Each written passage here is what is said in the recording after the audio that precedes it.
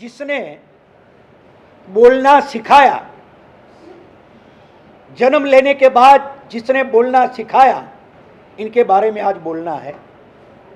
होठों में जो सबसे पहला शब्द आया था वो मां के बारे में आज बोलना है। मां व्यक्ति नहीं है, वो पूरा व्यक्तित्व है। वो शब्द नहीं है, वो पूरा ग्रंथ है।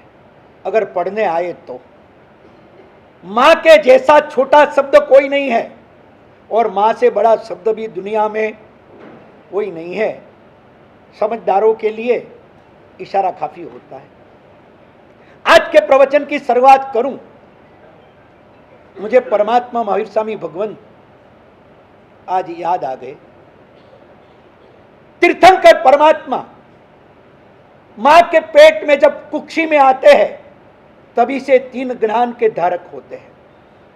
मति, श्रुत और अवधि 3 ज्ञान थी युक्त होय छे परमात्मा। 3 ज्ञान, मति ज्ञान, श्रुत ज्ञान और अवधि ज्ञान माना पेट में होय ने त्यारथी एमने 3 ज्ञान होय। आ परमात्मा महावीर स्वामी भगवान જ્યારે માના પેટમાં આવ્યા છે, તીર્થંકરો તો 24 થયા, પણ કોઈ તીર્થંકરના જીવનમાં આ ઘટના નથી ઘટી જે ઘટના આસનનો ઉપકારી પરમાત્મા મહાવીર સ્વામી ભગવંતના જીવનમાં આગમિક પરંપરામાં આપણને સાંભળવા મળી, શાસ્त्रों में लिखा गया। जिस समय भगवान गर्भ में थे, एक दिन भगवान ने सोचा, तीर्थंकर ने सोचा परमात्मा ने कि मैं अपनी मां की कोख में हूं, उनके पेट में हूं, थोड़ा भी हिलता डुलता हूं, हलन चलन करता हूं, थोड़ी भी मेरी मूवमेंट होती है, मेरी मां को तकलीफ होती होगी। कौन विचारे छे? जगतना नाथ, जगतना नाथ, जगतनो नाथ पण मां विना अनाथ, ये परमात्मा पोते विचारे छे। मेरी थोड़ी सी भी हलन चलन होगी, शायद मेरी मैया को तकलीफ होती होगी, अने एने माटे स्वयं तीर्थंकर परमात्मा भगवान महावीर गर्भनी अंदर हलवानु बंद करी दे छे। आपने सुना है ना, सबने सुना है।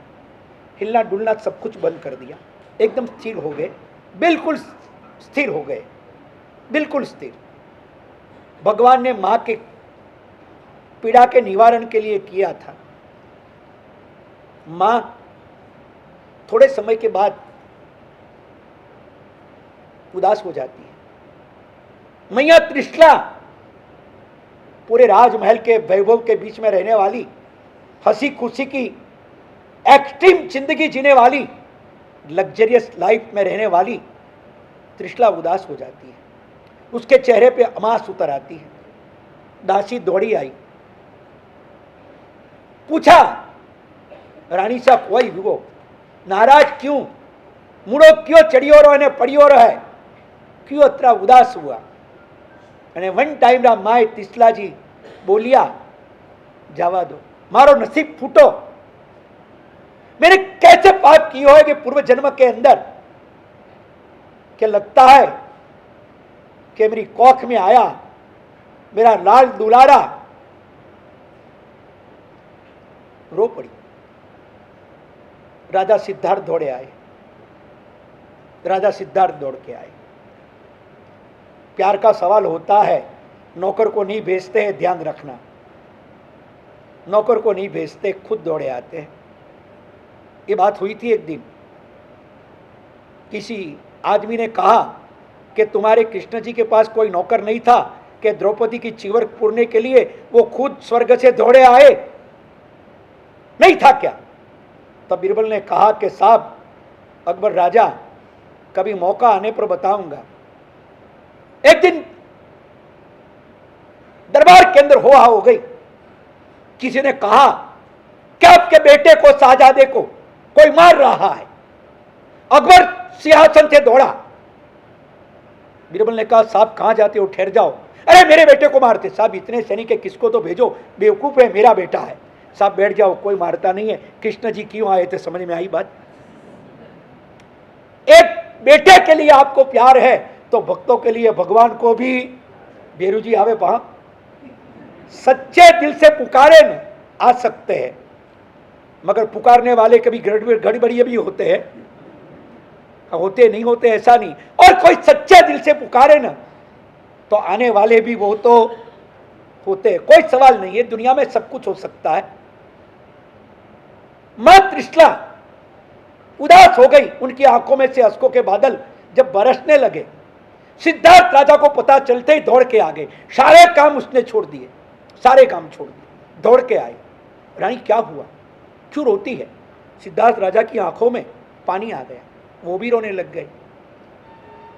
रानी ने कहा कि स्वामीनाथ, स्वामीनाथ એટલે સમજો છો ને, હસબન્ડને સ્વામીનાથ કહેવાય ના, તમને સ્વામીનાથ શબ્દ ખબર ન હોય કદાચ, એટલે સ્વામીનાથ હસબન્ડનો અર્થ શબ્દ સ્વામીનાથ થાય, પતિ થાય। उसने कहा स्वामीनाथ, लगता है कि अपने कुल का वारस मुझे छोड़ के चला गया लगता है। सिद्धार्थ राजा ने कहा रानी क्या होता है, कैसे तू बोल सकती है? बिल्कुल हिलता नहीं, चलता नहीं, एनु कोई स्पंदन, एनु कोई फरकवू, इनका कोई हिलना चलना कुछ महसूस ही नहीं होती मुझे। आज तक तो होती थी, अब तक तो होती थी, कितने समय कितने घंटों से देखती हूं, बिल्कुल मूवमेंट नहीं है, कुछ नहीं लगता है। मुझे लगता है स्वामीनाथ मेरा लाल मुझे छोड़ के चला गया। सिद्धार्थ राजा भी अपसेट हो गए।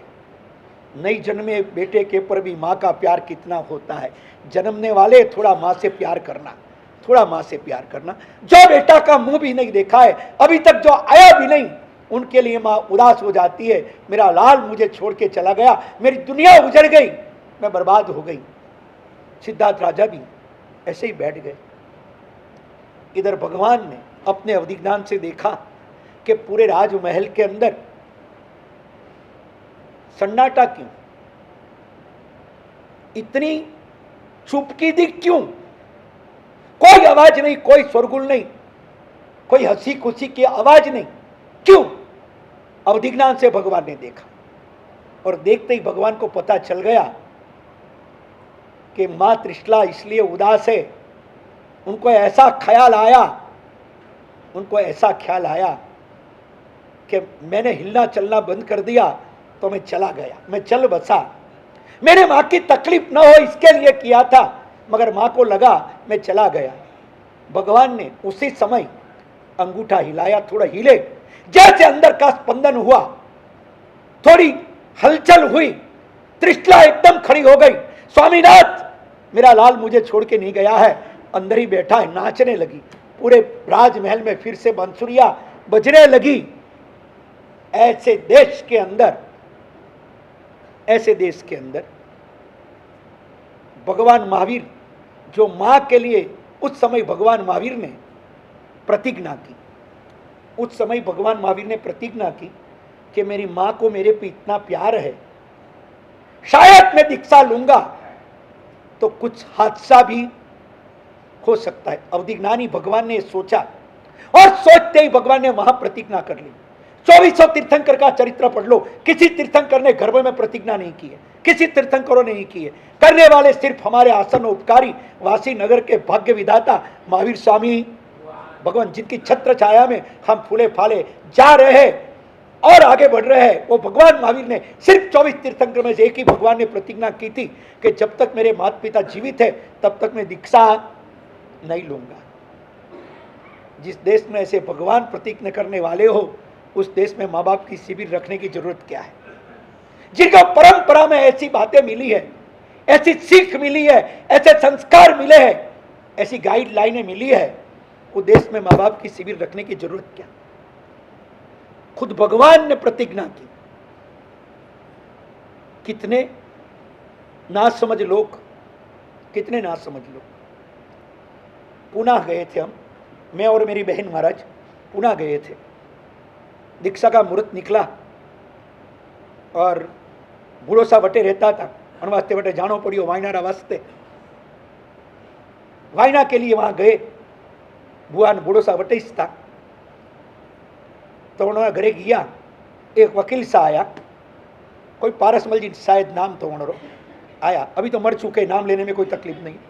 जिंदे आदमी का नाम लो तो तकलीफ होती है, मर जाने वाले आदमी का नाम लो ना तो कोई तकलीफ नहीं। समझना, बुद्ध बन के भी कोई आके परेशान करे, किसी का नाम लेने की गुस्ताखी मत करना। वो चले गए होंगे।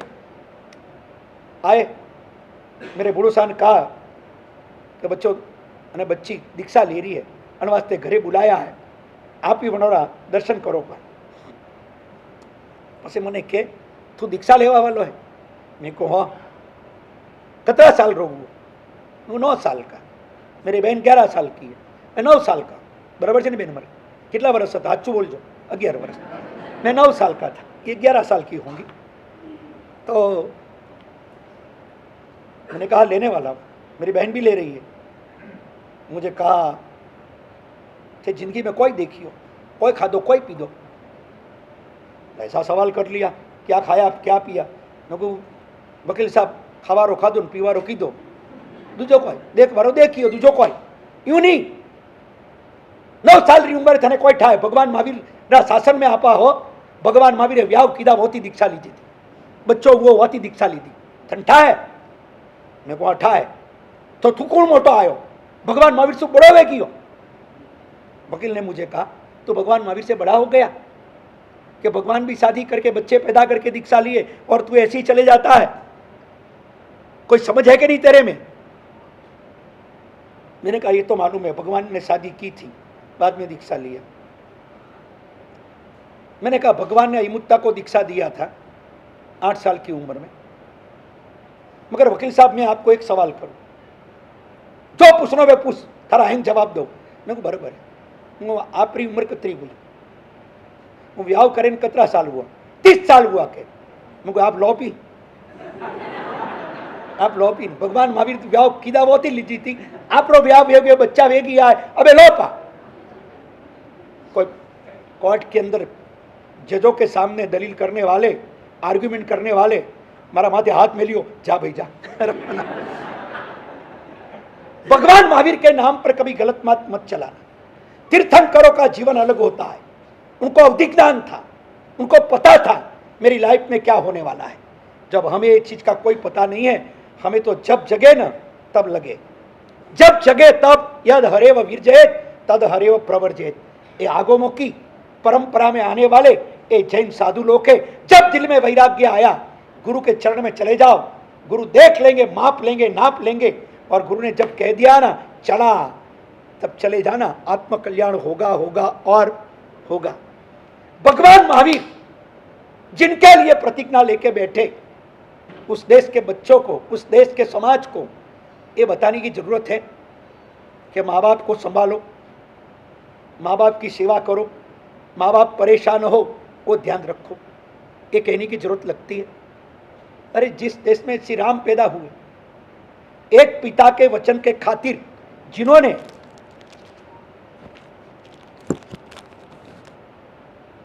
पूरा राज्य छोड़ दिया, हक का था, खुद के हक का था, उनको ही राजगद्दी पे बैठना था, अधिकार उनका ही था वचन। फिर भी उन्होंने एक सिर्फ पिता के वचन के खातिर पूरे अयोध्या का राज्य को छोड़कर वनवास चले गए। जिस देश में श्री राम जैसे परमात्मा पैदा हुए, सिद्ध परमात्मा, इस देश के अंदर माँ बाप की शिविर रखना। बूढ़े माँ बाप बात कर रहे थे, अंधे थे,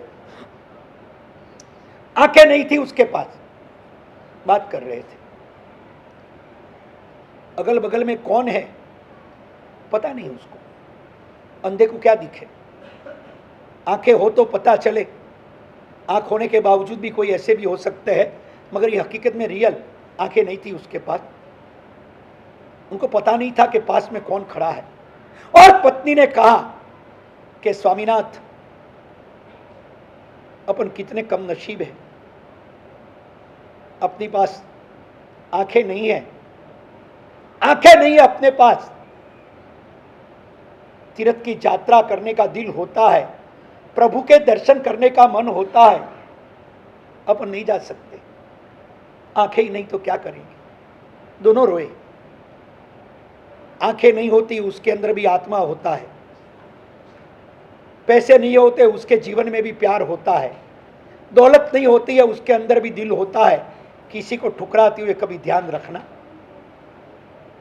आंसुओं के साथ दोनों ने बात की, अपन नहीं जा सकते, अपने पास आंखें नहीं है, भगवान के दर्शन अपन नहीं कर पाए, बाकी मेरी तो ख्वाहिश थी 68 तीर्थ की यात्रा करूं। रोते हुए पत्नी ने कहा। तब वो पति ने कहा कि रो मत, रो मत, 2 हाथ तो है ना अपने पास, 2 पैर तो है ना, भले आंख से भगवान नहीं दिखे, आंख से नहीं दिखे, पैरों से चल के तो जा सकते ना, पैरों से चल के तो जाए ना। पत्नी ने कहा पैरों से चल के जाए कैसे, दिखेगा कैसे रास्ता, नहीं जा सकते अपन, नहीं जा सकते। कोई बात नहीं, यहां बैठे बैठे भी हाथ जोड़ दे, 2 हाथ दिए भगवान ने, यहां बैठे बैठे 68 तीर्थ को हाथ जोड़ दे। मन नहीं मानता है तो बातें चलती है। इतने में उनका बेटा आया।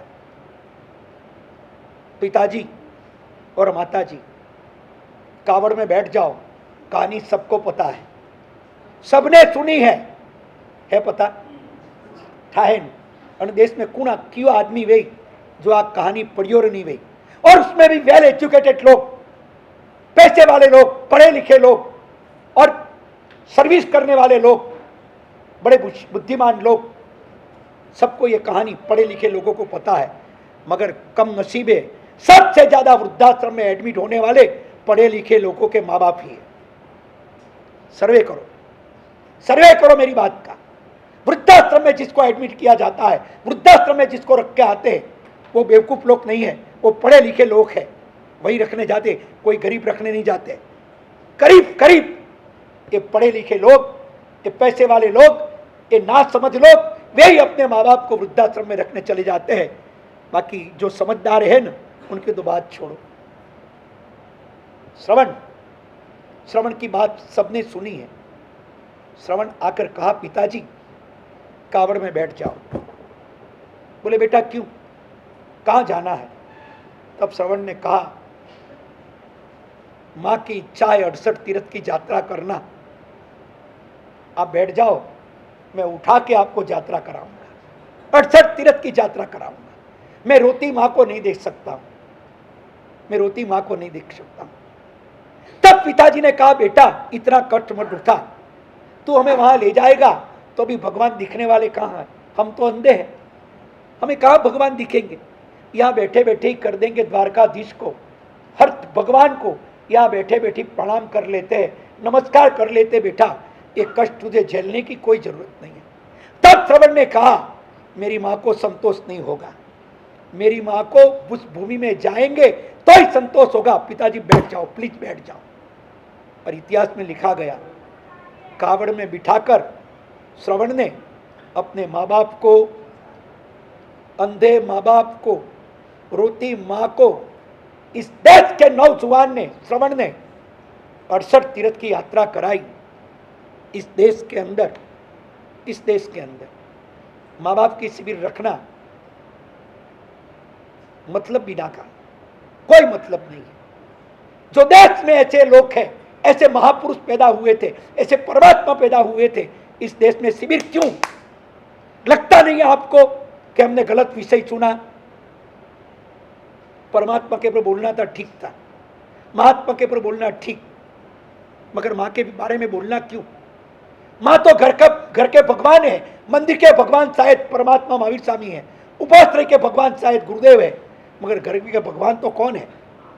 माँ बाप। उसके बारे में बोलने की जरूरत क्या? सब समझते हैं, सबको पता है भगवान की सेवा किस तरह से की जाए, उसको संभाला कैसे जाए। ये शिविर क्यों? ये शिविर रखने का वजह हम आपको बताएं। हम लोग अलीपोर से बिलीमोरा के गणदेवी अलीपोर से दर्शन करके गणदेवी जा रहे थे। बिलीमोरा के पास शाम का हमारा विहार था, हम चल रहे थे, आधा विहार हमारा हुआ, करीब 5:30 बजे होंगे। हम साथ में ही साधु लोग चल रहे थे और पीछे से जोरदार आवाज आई, धमाका जैसा। हम लोग रुक गए। दो बार आवाज आई, हम लोग रुक गए। कोई गिरा, कुछ पड़ा या कोई गिर पड़ा, क्या हुआ? पीछे देखा, पास में ही दुकान थी, रोड के पास। सिर्फ इतनी आवाज सुनाई दी, इतनी आवाज सुनिए। आंखन देखी कानन सुनी बात, आंखन देखी और कानन सुनी बात, खुद मैं साक्षी, मैंने सुना। एक लड़के की आवाज आई, क्यों बाहर आए तुम? तुम्हें बोला था घर के बाहर नहीं निकलना, दुकान के बाहर क्यों आए? एक तमाच मारने वाला उनके बाप को कोई और नहीं था, उसका खुद का। और कहा कभी तो एक तमाच पड़ी है, अब दूसरी बार दुकान में आए तो टांग तोड़ दूंगा, चले जाओ अंदर। एक धक्का देके बाप को दुकान में और मां को दुकान से घर में धकेल दिया। हमने अपनी नजरों से देखा, हमें लगा कि मां की शिविर की बहुत जरूरत है, बहुत जरूरत है। बोरडी के अंदर चतुर्मास, इनके गांव के अंदर रोजाना समंदर के पर जाते थे, सुबह शाम जाना पड़ता था, जाते थे। एक दिन शाम को हम आ रहे थे, जाकर दरिया के पर साइड में दरिया की रेत के अंदर बहुत सारा सामान बिखरा था। एक गद्दी थी, एक सूटकेस थी, थाली थी, गिलास था। हमने कहा इधर कौन रख के गया? देखा तो एक बुढ़िया बीच में बैठी थी, बुढ़िया बीच में बैठी थी, अगल बगल में देख रही थी। हमने पूछा ये क्या? वहां के लोगों ने कहा अभी कोई आए थे, छोड़ के गए हैं। ने वहां ठहरा, आंखों में आंसू आ गए। थोड़ी देर के बाद दरिया में पानी आएगा, दरिया में ज्वार भाटा तो आता ही है, भरती ने ओट तो आवे छे दरिया में। हमણાં ભરતી આવશે, આ રાતના આ માજી કદાચ તણાઈ જશે, નથી ઉઠી सकता, નથી બેસી सकता। चारे बाजू आमाम जुए, उनके चेहरे पे क्या मायूसी है, उनकी आंखों में क्या उदासी है। हम रो पड़े। साधु होने के बावजूद भी हम इन संसारी बुढ़िया माँ की व्यथा को देखकर हम रो पड़े। मैंने बुढ़िया से पूछा कि मैया आप कहाँ से आई हो? कोई जवाब नहीं दिया। फिर पूछा आपने खाना खाया? कोई जवाब नहीं, आंसू के सिवाय। एक जवाब नहीं, एक शब्द वो बुढ़िया नहीं बोली। हम उपाश्रय में आए, चैन नहीं आया। पानी आएगा दरिया का, ये बूढ़ी मां को खींच के ले जाएगा। कौन कुलांगार, कौन कपूत होगा कि जिसने मां को इस तरह से मौत के हवाले छोड़ दिया? कुदरत के भरोसे नहीं, मौत के हवाले छोड़ दिया। भरोसे पे छोड़ने वाले अलग होते हैं और हवाले पे छोड़ने वाले अलग होते हैं। कौन होगा ऐसा? हमने कहा अपन क्या करें, अपन क्या करें? व्यथाओं को सिर्फ दिल में चोट लगा के निकालना नहीं है, कुछ सक्रियता भी होनी। जो करना था बुढ़िया के लिए सब कुछ कर लिया, हो गया।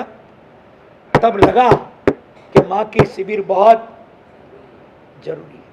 और हकीकत है, वृद्धाश्रम बढ़ते जाते हैं, कम होते हैं। वृद्धाश्रम कम होते कि बढ़ते? दिन ब दिन कम होते कि बढ़ते? इनका मतलब क्या हुआ? हॉस्पिटल जितनी बड़े, बीमारी उतनी बड़ी है। फाइनल, हॉस्पिटल जितनी बड़े, उसका सीधा अर्थ है कि बीमारियां इतनी बड़ी है। पक्की बात है। वृद्धाश्रम जितने बड़े, पक्की बात है, कपूतों की संख्या और बढ़ रही है। अगर कपूत नहीं होते तो वृद्धाश्रम की कोई जरूरत नहीं होती। अगर कपूत न होते तो, वो बात तो छोड़ो। ये शिविर चल रही थी हमारी, मेरे ख्याल से जुहू या सूरत की शिविर थी, शायद सूरत की होगी, शिविर थी। उस समय वहां के पेपर में आया था सोचित्रा का बनाव, 2 दिन पहले का। 4 बच्चों ने अपने बाप को चाय पिलाई पेपर आउट हुई बात बोलता हूँ, वर्तमान न्यूज़पेपरों में आई बात, मैंने पढ़ा और शिविर में ले लिया ये बात। उस समय उसमें लिखा था, बच्चों ने चाय पिलाई पिता को, बढ़िया चाय पिलाई, फिर कहा कि पप्पा सिग्नेचर कर दो। बूढ़े आदमी प्यार के भूखे होते हैं, बूढ़े आदमी बच्चों के प्यार के भूखे होते हैं। उनको एक भेंडीरो हाथ में रोटी गालो बाटी गालो के तो वावा, उनको मिठाई नहीं मिले तो भी चलेगा, मगर बेटे का प्यार नहीं मिला तो नहीं चलेगा। उस बच्चों ने सिग्नेचर करा ली, गुजरात की बात है, सिग्नेचर करावी અને પછી એક છોકરાએ પપ્પાને ઉચક્યા, પેપરમાં આવેલી વાત ઉચક્યા, એક જોરથી અફાડી દીધા એને ઉચકીને જમીન પર। એક છોકરાએ લાત મારી, એકે લાફો માર્યો, जो करना था तो कर दिया। बाप को मौत के घाट उतार दिया, बनी हुई घटना, बाप को मौत के घाट उतार दिया। फिर इन कपूतों ने पिताजी को गाड़ी में डाले, जिंदे जी तो उसके नसीब में गाड़ी नहीं होगी, मरने के बाद उसको गाड़ी मिली, ले गए, बहुत लंबे गए, रात का अंधेरा करीब करीब उतरने आया था। उस समय झाड़ियों के बीच जाकर वो चारों कपूतों ने बाप की लाश को, उस डेड बॉडी को फेंक दिया और चले आए। घटना ये हुई, इन्होंने फेंका। उस समय किसी खेत का मजूर अपने घर जा रहा था, उसने देखा, उसके पास मोबाइल नहीं था मगर दिमाग था, गाड़ी का नंबर याद रख लिया, जाके पुलिस से कहा, ऐसा लगता है मुझे एक आदमी को उठाकर एक गाड़ी वालों ने झाड़ियों में फेंक दिया है, और एक गाड़ी का नंबर। फौरन पुलिस आई, पूरा भंडा फूट गया, चारों बेटों को कैद कर लिया गया। और जब पूछा गया, पुलिस भी ट्रीटमेंट के बाद, पुलिस के पास भी ट्रीटमेंट होती है, ट्रीटमेंट के बाद जब पूछा गया तब उन्होंने कहा, सच साचो बोलना पड़ा, आज जेलों के अंदर सड़ते होंगे छोड़ो, मगर एक बाप को मारने वाले ये राम के देश में, प्रभु महावीर के देश में पैदा हुए ना, इसलिए साधु संतों को माँ के पर कविता बनानी पड़ी, गीते लिखने पड़े, और माँ के पर शिविरें करनी पड़ी। बाकी माँ की शिविर कोई करने की हमको जरूरत नहीं, कोई जरूरत नहीं। माँ क्या देती है, क्या प्रदान करती है हमारे जिंदगी के अंदर, ये अगर हम सोच लें ना। मुझे एक बात याद आती है, काठियावाड़ के अंदर एक घटना बनी थी। 4 साल का बच्चा, 4 साल का बच्चा, नाम था उसका राजेश, 4 साल का बच्चा, एक ही बच्चा था। माँ बाप को उसके पर बहुत प्यार था, बड़े प्यार से उसे बड़ा किया, बड़े दिल से उसको संभालते थे। नहीं हो तो भी उनके लिए नए नए कपड़े 2-4 दिन में ले आते थे।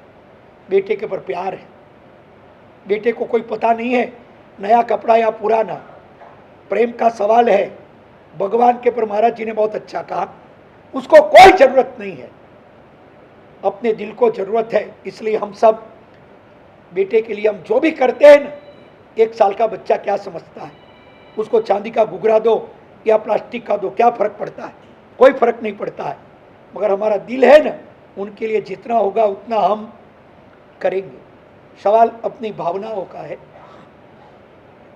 माँ ने भी बेटे के लिए बहुत कुछ किया, मगर एक दिन अचानक ऐसा हुआ कि पिता को रात को सीने में दर्द हुआ, बैठ गए, बहुत दर्द होता है। पत्नी ने कहा, बाम लगा। देखते देखते आंखें मूंद ली, 4 વર્ષના છોકરાને છોડી અને આ ભાઈ આ દુનિયાને છોડીને ચાલ્યા ગયા। सिर्फ 4 साल का बच्चा। माँ ने पूरी रात रोते रोते बिताई। सुबह होते ही सब लोग को बुलाए, कुछ हो गया लगता है, कुछ हो गया लगता है। देखा तो सबने आए, डॉक्टर आए, पास में ही थे, देखा गए तो चले गए। जिंदगी पूरी हो गई, ब्लैकआउट हो गया जिंदगी के अंदर। बहुत रोई, आप चले गए किसके भरोसे मुझे छोड़कर। ये 4 साल का बच्चा बाप के बिना कैसे जिएगा। बहुत रोई। सब लोग ने जो भी करना था, अंतिम समय की क्रिया सब कर लिया, सब कर लिया। और बोला कि गंगा चिंता मत करना, पूरा गांव तेरे साथ है। ये चिंता मत कर, वे चले गए तो तेरा कोई नहीं है, पूरे गांव के लोग तेरे साथ खड़े हैं, चिंता मत कर। सबने आश्वस्त किया। समय पे सब चले, बच्चा बड़ा होता गया। गंगा ने देखा मैं गरीब हूं, बच्चे को पढ़ाऊं कैसे। 3 काम उसने रखे दिन के, 3 घरों के काम डे नाइट वो करती रही। बेटे को पढ़ाती रही, खुद के शरीर को घिसकर चंदन की तरह घिस जाए और बेटे के लिए खुशबू दे, उसे कहते हैं माँ। दिए की तरह जलती रहे और बेटे के लिए प्रकाश दे, उसे कहते हैं माँ। जलती रही, घिसती रही अपनी जात को। बेटा बड़ा होते गया, पढ़ने में नंबर 1 निकला, हर परीक्षा एग्जाम के अंदर फर्स्ट क्लास फर्स्ट। किसने कहा कि गंगा बेटे को डॉक्टर बना, गांव में डॉक्टर नहीं है, बहुत कम है। ठान लिया, सपने ले लिया, मेरे बेटे को डॉक्टर साहब बनाऊंगी, मेरे बेटे को डॉक्टर साहब बनाऊंगी। ताकत नहीं है, औकात नहीं है, पैसे नहीं है, फिर भी मां की तमन्ना है, सपने हैं कि मेरे बेटे को मैं डॉक्टर बनाऊं। और मां ने उसको बढ़ाने के लिए घर में जितना भी था धीरे धीरे बेचती गई। एक दिन जब बंबई बेटे को भेजने की बात आई, तब पैसे नहीं, और लोगों ने कहा कि गंगा तेरा बेटा बंबई जाएगा, बड़ा डॉक्टर होगा, तेरी जिंदगी चमन बन जाएगी, स्वर्ग का आनंद तुझे देगा। मां ने कहा बराबर है। सलाह देने वाले बहुत हैं, सलाहकार मुफ्त में बना जाता है, सहाय करने वाले बहुत कम है। जिंदगी में किसी को सलाह देने के बजाय हो सके तो सहाय करना। मैं एक दिन जा रहा था रास्ते से, एक रिचेस्ट आदमी गाड़ी से उतरा, परिचय था, पैसे वाला था। मुझे कहा महाराज साहब, ये भिखारियों को मंदिर के पास उठाओ यहाँ से, ये भिखारियों को त्रची लोग क्यों बैठने देते हैं, मंदिर के बाहर ये नुसंस क्यों, ये भिखारी यहाँ बैठे रहते हैं, जब जब आता हूँ तब भिखारी होते हैं। मैंने कहा भिखारी यहाँ से नहीं उठेंगे, और उठाएंगे तो भी वापस बैठ जाएंगे। बोले क्यों, इनके बाप की जगह है। मेरे को न तो तुम्हारे बाप की जगह है, मगर भिखारी यहाँ बैठेंगे इसलिए बैठेंगे कि उनको पता है यहाँ आने वाला दयालु होता है, कुछ न कुछ दे के जाएगा। समझ आए मेरी बात। भिखारी भी सोच समझकर बैठते हैं ध्यान, और तू भी मंदिर में जाकर क्या करने वाला है, तू भी सोच ले, ये बाहर के भिखारी है। फिर उसने मेरे सामने भी नहीं देखा, चले गए। मां अब सोचती है बेटे के लिए चाहिए रुपये, क्या करूं। महंगाई नहीं थी इतनी। मां एक जौहरी के वहां गई, उसको कहा भैया ये सोने की चैन है, उनके जितने रुपया आए मुझे दे दो, ये मेरा मंगलसूत्र है, ये रख लो, मुझे पैसे चाहिए, जितने आए उतने मुझे ईमानदारी से दे दो। उस आदमी ने 600 रुपये दिए, वो समय की बात, 600 रुपये दिए, 600 रुपये लेके आई। बेटे को कहा बेटे तुझे मुंबई जाना है, टिकट निकाल। बेटे ने कहा माँ मुंबई मुफ्त में नहीं जाया जाता है। 600 रुपये हाथ में थाम दिए। बेटा ने पूछ लिया माँ इतने रुपये लाई कहां से। 600 रुपया उस समय के। 600 रुपये उस समय के माँ लाई कहाँ से? जब 50 रुपये तोला सोना मिलता था, 50 रुपये तोला सोना मिलता था, तब के 600 रुपये। बोले माँ ये लाई कहाँ से? बोले बेटा वो छोड़। उसने देखा माँ तेरा मंगलसूत्र, बेटा वही बेच के लाई हूं। क्या जरूरत थी तुझे मंगलसूत्र बेचने की? मुझे नहीं जाना है बंबई, मुझे तेरे चरणों के तेरे पास में रहना है, मैं इधर ही रहूंगा, तुझे छोड़ के नहीं जाऊंगा। माँ ने कहा बेटा मंगलसूत्र सबसे मंगल मेरा पुत्र है, मंगलसूत्र नहीं है, मेरा पुत्र है ना, वही मेरे जीवन का मंगल है। बेटा मंगलसूत्र की बात छोड़, टिकट निकाल, तू जा बंबई, डॉक्टर बनकर वापस लौट। मेरा सपना है, मेरी आंखों ने छोटी उम्र से सपना देखा है कि मेरा राजू डॉक्टर साहब बनेगा, बस तू जा। राजू रो पड़ा राजू। उसने कहा मां मत भेज, मेरी कसम बेटा, माँ बाप क्या करते हैं ना, याद करो कभी माँ बाप ने अपने लिए क्या किया है, कभी याद करना। राजू ने कहा मैया माँ मैं नहीं जाऊं, जाना ही पड़ेगा, कसम। टिकट निकाली, उसने 400 रुपये वापस दिए कि मां रख तू, कभी तेरे को काम आएंगे बेटा, मैं तो यहां कमा लूंगी और झाड़ा पोता ज्यादा कर लूंगी, मगर तू जाता है तो नया नया करेगा क्या? और चाहिए तो बेटा मंगाना, जितना होगा उतनी बेचती रहूंगी। राजू गया, मां को गले लगा, बहुत रोया राजू। मां ने कहा बेटा मेरे लिए जा, मेरे सपने पूरे करने हैं, तुझे जाना पड़ेगा। रोता हुआ राजू ट्रेन में बैठा, जहां तक दिखी ट्रेन हाथ हिलाता रहा। ट्रेन चले जाने के बाद भी गंगा वहां से नहीं हटी, घंटे तक ऐसे ही रोती रही। फिर किसी ने कहा गंगा चलो घर, अब जाओ, ट्रेन तो कितनी दूर निकल गई है। ट्रेन दूर नहीं निकली है, मेरा राजू मेरे से दूर चला गया है। किनको लगता है ट्रेन गई है, वो कहती है मेरा राजू गया है। रोती हुई घर में आई, शाम का खाना नहीं खाया, रात को नींद नहीं आई, सुबह उदासी में उठी, नहीं खाया, नहीं चिमी दोपहर को। राजू गया। जिस राजू ने अब तक माँ के पास खर्चा ही कराया है, उस राजू के लिए माँ खाना खाती नहीं, इतनी याद आती। इधर राजू बंबई पहुंचा, होशियार था, गांव वालों ने किसी से बात भी कर रखी थी। जाते ही उनको मिला, उसने कहा देखो हमसे होंगी उतनी हेल्प करेंगे, आखिर में तुम्हें ही देखना होगा, कोई बात नहीं, मुझे थोड़ा सा परिचय करा दो। हुआ, होशियार था। थोड़े दिन के अंदर हॉस्पिटल के अंदर उसको सर्विस मिल गई। धीरे धीरे डॉक्टरों ने देखा इनके पास जो हुनर है हमारे पास नहीं है। आगे बढ़ते बढ़ते महीने के हजारों रुपए का उनको सैलरी मिलने लगी।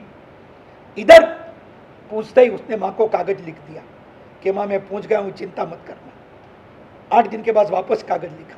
माँ 8 दिन होते पोस्ट में चली जाती है, कागज ले आती है, पढ़ती है, मेरा बेटा सुखी है। राजू लिखता है माँ सर्विस मिल गई है, रुपये बहुत कमाता हूँ, तेरे लिए भेजूंगा, तू चिंता मत करना, कोई भी तकलीफ हो तो बताना, मैं यहाँ मजे में हूँ। हर 8 दिन 15 दिन में फोन आ जाता है, कागज आते हैं। गांव के लोग भी कहते हैं कि तेरा बेटा बहुत बड़ा डॉक्टर हो जाएगा मुंबई का, अभी से इतना जमा है तो आगे इनका क्या होगा। गंगा खुश है, भगवान ने मेरे सपने पूरे किए, मेरा बेटा राजू डॉक्टर साहब बन गया।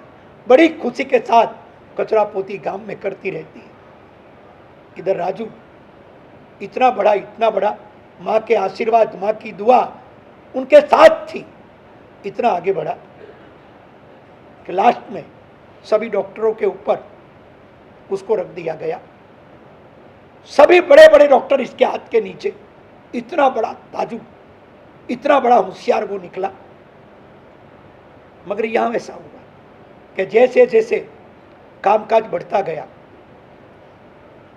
महीने में एक कागज लिखने लगा, 15 दिन में एक फोन करने लगा। माँ को लगा कि बेटा बहुत काम में है, कोई बात नहीं। इधर उसी हॉस्पिटल में एक डॉक्टर थी रोशनी,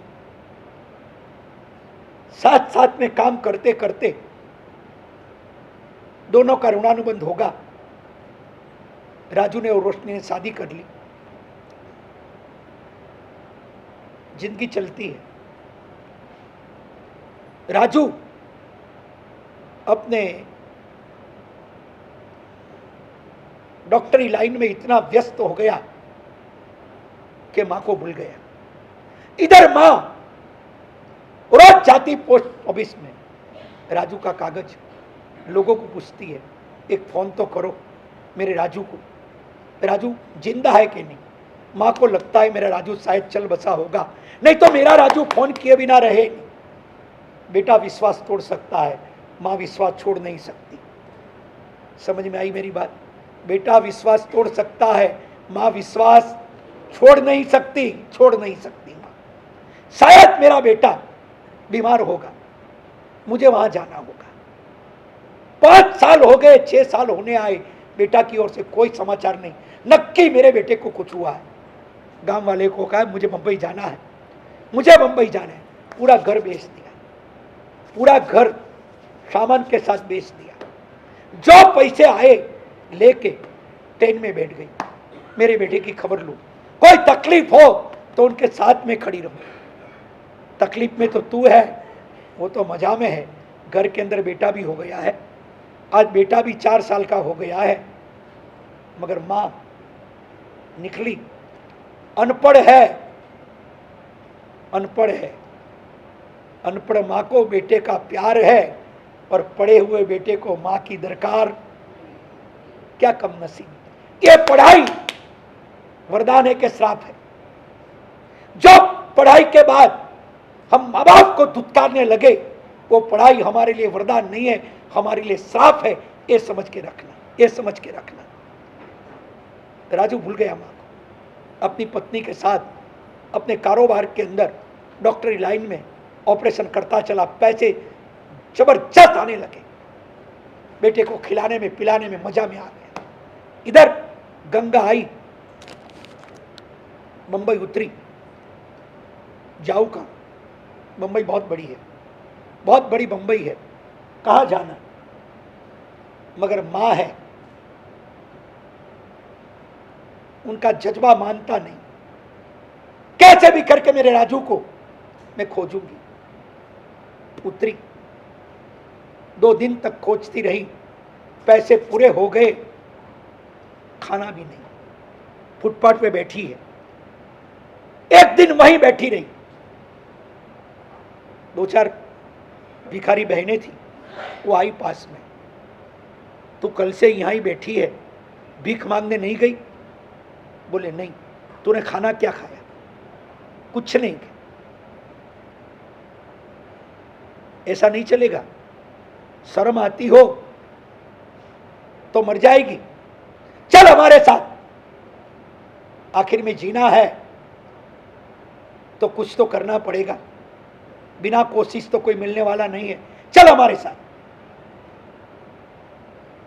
धीरे धीरे भीख मांगने की प्रैक्टिस की। मिलता है थोड़ा, खाती है, मगर नजर उनकी ढूंढती रहती है मेरा बेटा, मेरा बेटा। भिखारियों और भिखारियों से कभी बात करती है, मेरा बेटा। राजू डॉक्टर है, मैं उसको ढूंढने आई हूं। उन भिखारियों ने कहा कि गंगा, ये मोहमयी मुंबई है, यहां बेटा कौन और मां कौन। हमारी हालत भी यही है, हमारे हाल भी यही है। भूल जा राजू को, हम भी भूल के बैठे भीख मांगने के लिए। हमारे वहां भी बहुत कुछ था।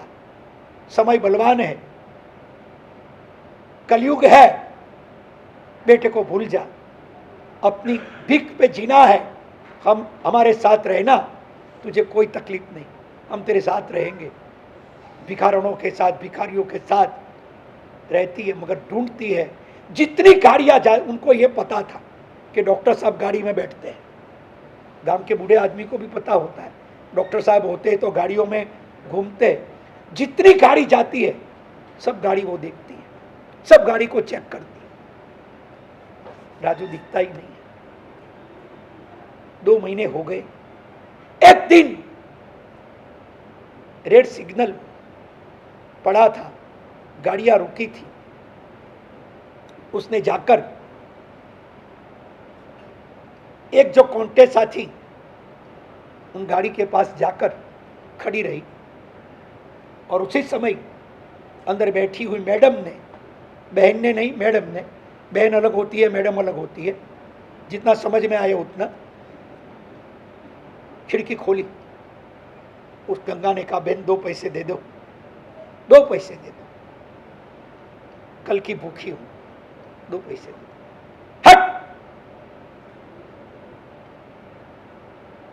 अपमान तो मिलने वाला ही था, पता ही था। खड़ी रही ऐसे, नजर की, एकदम ऐसी हो गई जो ड्राइविंग की सीट पे बैठा था, ये तो मेरा राजू लगता है। गाड़ी चली गई। वो दौड़ी गाड़ी के पीछे। गाड़ी इतनी स्पीड में थी, आधे तक तो ठीक है, गाड़ी चली गई। इसने मार्क किया, यहां तक गाड़ी आई थी। दूसरे दिन वहीं खड़ी रही। जैसे वो गाड़ी आई, लाल गाड़ी, उसने देखा यही गाड़ी मेरे राजू की है, पीछे दौड़ी। जहां तक गाड़ी दिखी वहां तक दौड़ती रही और दिखना बंद हुई, वहां खड़ी रह गई। देखिए मां की खोज करने की रीत और रस्म। बेटे को खोजने के लिए मां क्या दिमाग लगाती है, दिल लगाने वाली क्या दिमाग भी लगा सकती है, वो भी सो। और जहां दिल लगता है ना, वहां दिमाग भी, लिख लेना, जहां दिल लगेगा वहां दिमाग भी 100% चलेगा, लगेगा, कोई सवाल नहीं। दिल लगाने की जरूरत है, सिर्फ दिल। उसने देखा यहां तक है। 4 दिन के अंदर वो सोसाइटी तक पहुंच गई। बस यही सोसाइटी के अंदर मेरे बेटे की गाड़ी गई, वहां खड़ी है। 5वें दिन जब गाड़ी आई सोसाइटी के पास, उसने देखा कि मेरा राजू इसमें ही है। रोशनी नीचे उतरी, न उसको पता है न राजू को ख्याल है कोई। राजू उधर से उतर के चला गया। रोशनी नीचे उतरी और भिखारी कण को देखते ही वॉचमैन का, इसको भगाओ यहां से, ऐसे लोगों को क्यों खड़े रहने देते हो। वॉचमैन डंडा लेके आया। गंगा साइड में हो गई, गाड़ी अंदर गई। भिखारियों ने कहा कि गंगा, ये पैसे वाले लोग हैं,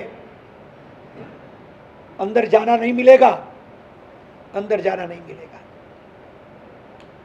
यहां गरीबों के लिए मनाही है, अंदर जाना नहीं मिलेगा। मगर मेरा बेटा है, मैं अंदर एक बार जाऊं तो। गंगा, आ हाई सोसाइटी છે, અહીંયા બાઈનો પ્રવેશ ન હોય, બાટલીનો પ્રવેશ હોય। અહીંયા બાટલી આરામથી જાય, બાઈને અહીંયા પ્રવેશ નથી મળતો। અહીંયા બોટલ જઈ શકે છે, અહીંયા તું નહીં જઈ શકે। અહીંયા ન્યુસન્સ લાગે છે। બાટલીઓ નિસન નથી લાગતી, બહેનો એ લોકોને ન્યુસન્સ લાગે છે। એક કામ કર, ભિખારણ કે, હવે ક્યારેક આ ડોક્ટરની વાઈફ બહાર આવે ને, તું એમ કે છે કે આ છોકરો મારો છે, આ મારો રાજુ છે, ભૂલે ચૂકે બોલતી નહીં, ભૂલે ચૂકે બોલતી નહીં કે રાજુ, એ શબ્દ બોલતી નહીં। જો ડોક્ટરને ખબર પડશે તું એની માં છે, તને કાઢી મૂકશે। તું સંસારને ઓળખતી નથી। અમે તો મુંબઈમાં વર્ષોથી રહીએ છીએ, આખા સંસારને ઓળખી ગયા, तू संसार को नहीं पहचान पाई। गलती से भी मत बोलना। अरे मेरे बेटे को मैं ऐसा नहीं बोलूं, बेटा मैं तेरी माँ हूं। जिस समय तूने मुंह खुल दिया उस समय तेरे लिए ये सोसाइटी के पास आना भी बंद हो जाएगा, ध्यान रखना, मत बोलना। अगर तुझे राजू के पास रहना है ना, मेरे बेटे के साथ रहना है, तो एक काम कर, जब ये मैडम नीचे उतरे उसको पूछना कि आपके घर में कोई काम करने वाली चाहिए, ऐसा पूछना। बंबई में है ना, बंबई में ये कलयुग में बहुत डिफरेंस है। माँ बाप को बेटे नहीं मिलते, माँ बाप को बेटे बहू नहीं मिलते हैं, और बेटे बहू को डोंडू पांडू नहीं मिलते हैं। जितना समझ में आया, बड़ी तकलीफ है, काम करने वाले नहीं मिलते। माँ बाप को बेटे नहीं मिलते हैं और बेटे बहू को डोंडू पांडू नहीं मिलते हैं। दोनों की तकलीफ है, बंबई में दोनों की तकलीफ है। उसने कहा गलती से भी मत बोलना बेटा, उनको बोलना तुम्हें काम करने वाली चाहिए तो मैं काम करने के लिए तैयार हूं, मुझे नौकरी चाहिए। ऐसा बोलूं तो चलेगा? चलेगा कि तू बोलना, ठीक है।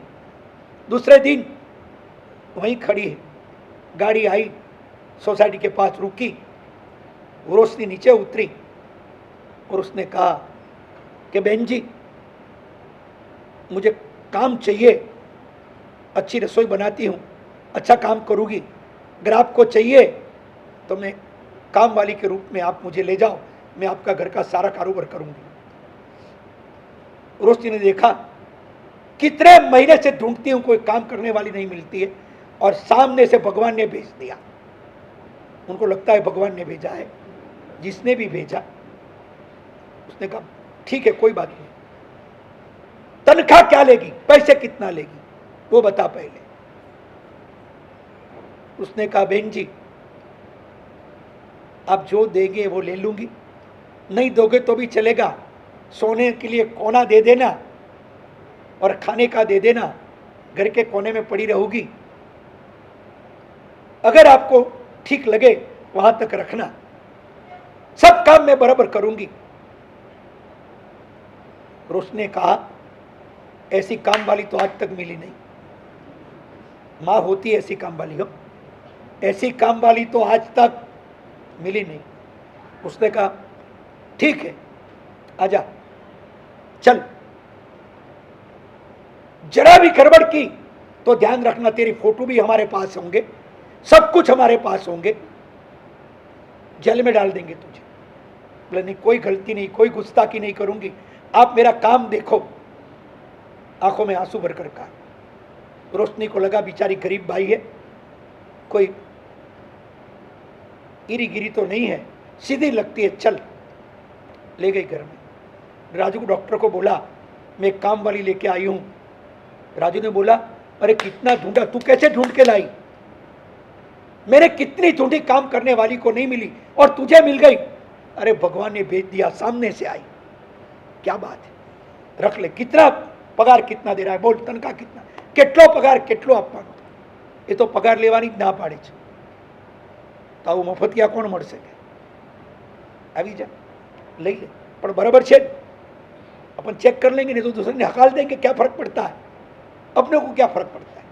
लिया के वो भिखारन ने उसको कहा था हो सके वहां तक, यहां तक घूंघटा रखना, घूंघट रखना, और हो सके तो कपड़ा यहां से बांध के रखना, कहीं राजू तुझे पहचान न जाए। अगर जिस दिन उसने पहचान लिया वो भूल गया है, वो जितना सच है वो निकाल भी देगा, उनसे बड़ा सच है। ध्यान रख, उसको अब मां की गरज नहीं है, उसको पत्नी मिल गई, उसको पैसे मिल गए, गलती मत करना। वो पहचाने नहीं, इस तरह से रहना, आवाज भी बदल के बोलना, आवाज भी बदल के बोलना। बोले ठीक है। घर का काम करने लगी, 2 दिन के अंदर तो घर साफ सुथरा कर दिया। रोशनी ताजुब हो गई, बोले माँ जी काम करने की कला तो गजब है आपकी, और रसोई क्या बनाती हो आप, क्या बनाती हो? डॉक्टर साहब तो ऐसा कहते हैं कि कितने सालों के बाद घर का खाना मिला, इतना टेस्ट आता है, कमाल है। आप आए, मुझे बहुत अच्छा लगा, कहना नहीं पड़ता है आपको कि काम करो, और माँ जी आप कर लेते हो। खुश हो गई, डॉक्टर भी खुश है, काम वाली से डॉक्टर खुश, मां से नहीं।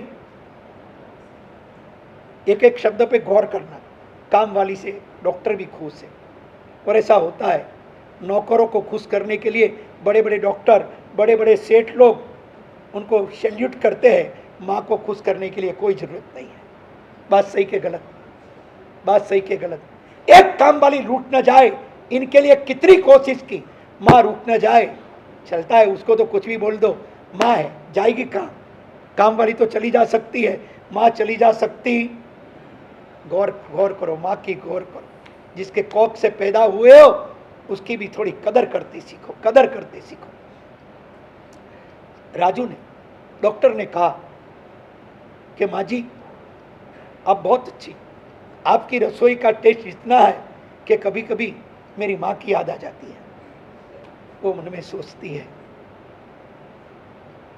तो डॉक्टर साहब मन में बोलती है, हट जाती बाजू, किचन में जाके बोलती है, डॉक्टर राजू तुम बोलते हो कभी कभी माँ की याद आती है, या तो रोज बेटे की याद आती है, या तो सुबह शाम बेटे की याद आती है। एक घड़ी ऐसी नहीं है कि जिस समय बेटा तेरी याद नहीं हो। तू बोलता है कभी कभी याद आती है, या तो हर घड़ी हर पल बेटा तेरी याद आती है। आंखों में आंसू पहुंच देती है। डॉक्टर रोशनी दोनों हॉस्पिटल चले जाते हैं। मुन्ना ये गंगा के भरोसे छोड़ देते हैं। नाम भी उसने बदल दिया है, नाम भी बदल दिया है, उसका नाम भी उसने रख दिया है चिमनाबाई। चिमनाबाई के नाम से उसने रख दिया है, सब कुछ बदल दिया है ताकि डाउट न पड़े। डॉक्टर और रोशनी, राजू और रोशनी बेटे को ही चिमनाबाई के भरोसे छोड़ जाते। बोले माँ जी आप संभालना इनको। और ये गंगा इस कदर उसको संभालती है कि बेटा रोशनी आने के बावजूद भी गंगा के पास ही रहना चाहता है। डॉक्टर भी खुश, हमारी सारी चिंता मिट गई, ऐसी कामवाड़ी मिली वो भगवान की कृपा है। पागल ऐसी माँ मिली वो भगवान की कृपा है। पर कौन बोले डॉक्टर को, कौन बोले, कौन समझाए उनको? बोले भगवान की कृपा ऐसी काम वाली मिली। दिन गुजरते जाते हैं, दिन गुजरते जाते हैं। डॉक्टर को माँ की याद कभी आ जाती है, मगर माँ के लिए नहीं। ये रसोई अच्छी बनती है तब माँ की याद आती है, बाकी माँ को वो बिल्कुल भूल चुका है। अपनी दुनिया में वो खो चुका है, रोशनी का हो चुका है, सब कुछ खो चुका है। क्या करें? इसे कहते हैं संसार। राजू इतनी बड़ी पोस्ट पे पहुंचा है, उनको फुर्सत नहीं, फुर्सत नहीं है। रोशनी भी चली जाती है, दोनों साथ में। ये लड़का मुन्ना बड़ा होता है। एक दिन उन्होंने कहा हम चौपाटी में घूमने के लिए जाते हैं, माँ जी तुम खाना बना के खा लेना, हम लोग चौपाटी में पटाके आएंगे। तब रोशनी को इस माँ जी ने कहा कि सेठानी आप आओ ना, मैं गर्मा गर्म बना के रखूंगी, बाहर का ठंडा क्यों खाते हो? बाहर का खाने से तबीयत बिगड़ेगी। आप आओ, जब भी आओगे गर्मा गर्म मैं बना के दे दूंगी। राजू ने कहा कैसी तकलीफ क्यों लेती हो माँ जी? डॉक्टर साहब आपके लिए कोई तकलीफ नहीं, अब आना, घर का ही खाना मैं गर्मा गर्म बना के दूंगी। गए वे लोग बाहर। इधर राजू को भी मुन्ना को भी लेके गए। आज समंदर के पर जाते हैं घूमने के लिए, बेटे को लेके गए। घूमे, बातें करते रहे। जब अंधेरा हुआ करीब 9:30 बजे, और रोशनी और राजू डॉक्टर एक खुमचा के पर थोड़ा वड़ा पाव को कुछ खाने के लिए खड़े रहे। बात बात में ध्यान नहीं रहा, मुन्ना कहाँ खिसक गया, ध्यान नहीं रहा। 10 बजने आए, घर लौटे, मुन्ना कहाँ? रोशनी एकदम कही राजू मुन्ना कहाँ गया? बोले पता नहीं। डॉक्टर रोने लगे, मुन्ना कहाँ? रोशनी रोने लगी। चारों ओर ढूंढा, अगल बगल पे लारियों वालों को पूछा, कुमचा वाले को पूछा, सबको पूछा। समंदर के तट के पर वापस चले, दौड़े। मुन्ना कहाँ? आवाज लगाई, मुन्ना मुन्ना मुन्ना। बहुत लोगों को पूछ लिया, बहुत लोग इकट्ठे हो गए। बोले कहाँ छोड़ा था मुन्ना? हमारे पास ही खड़ा था।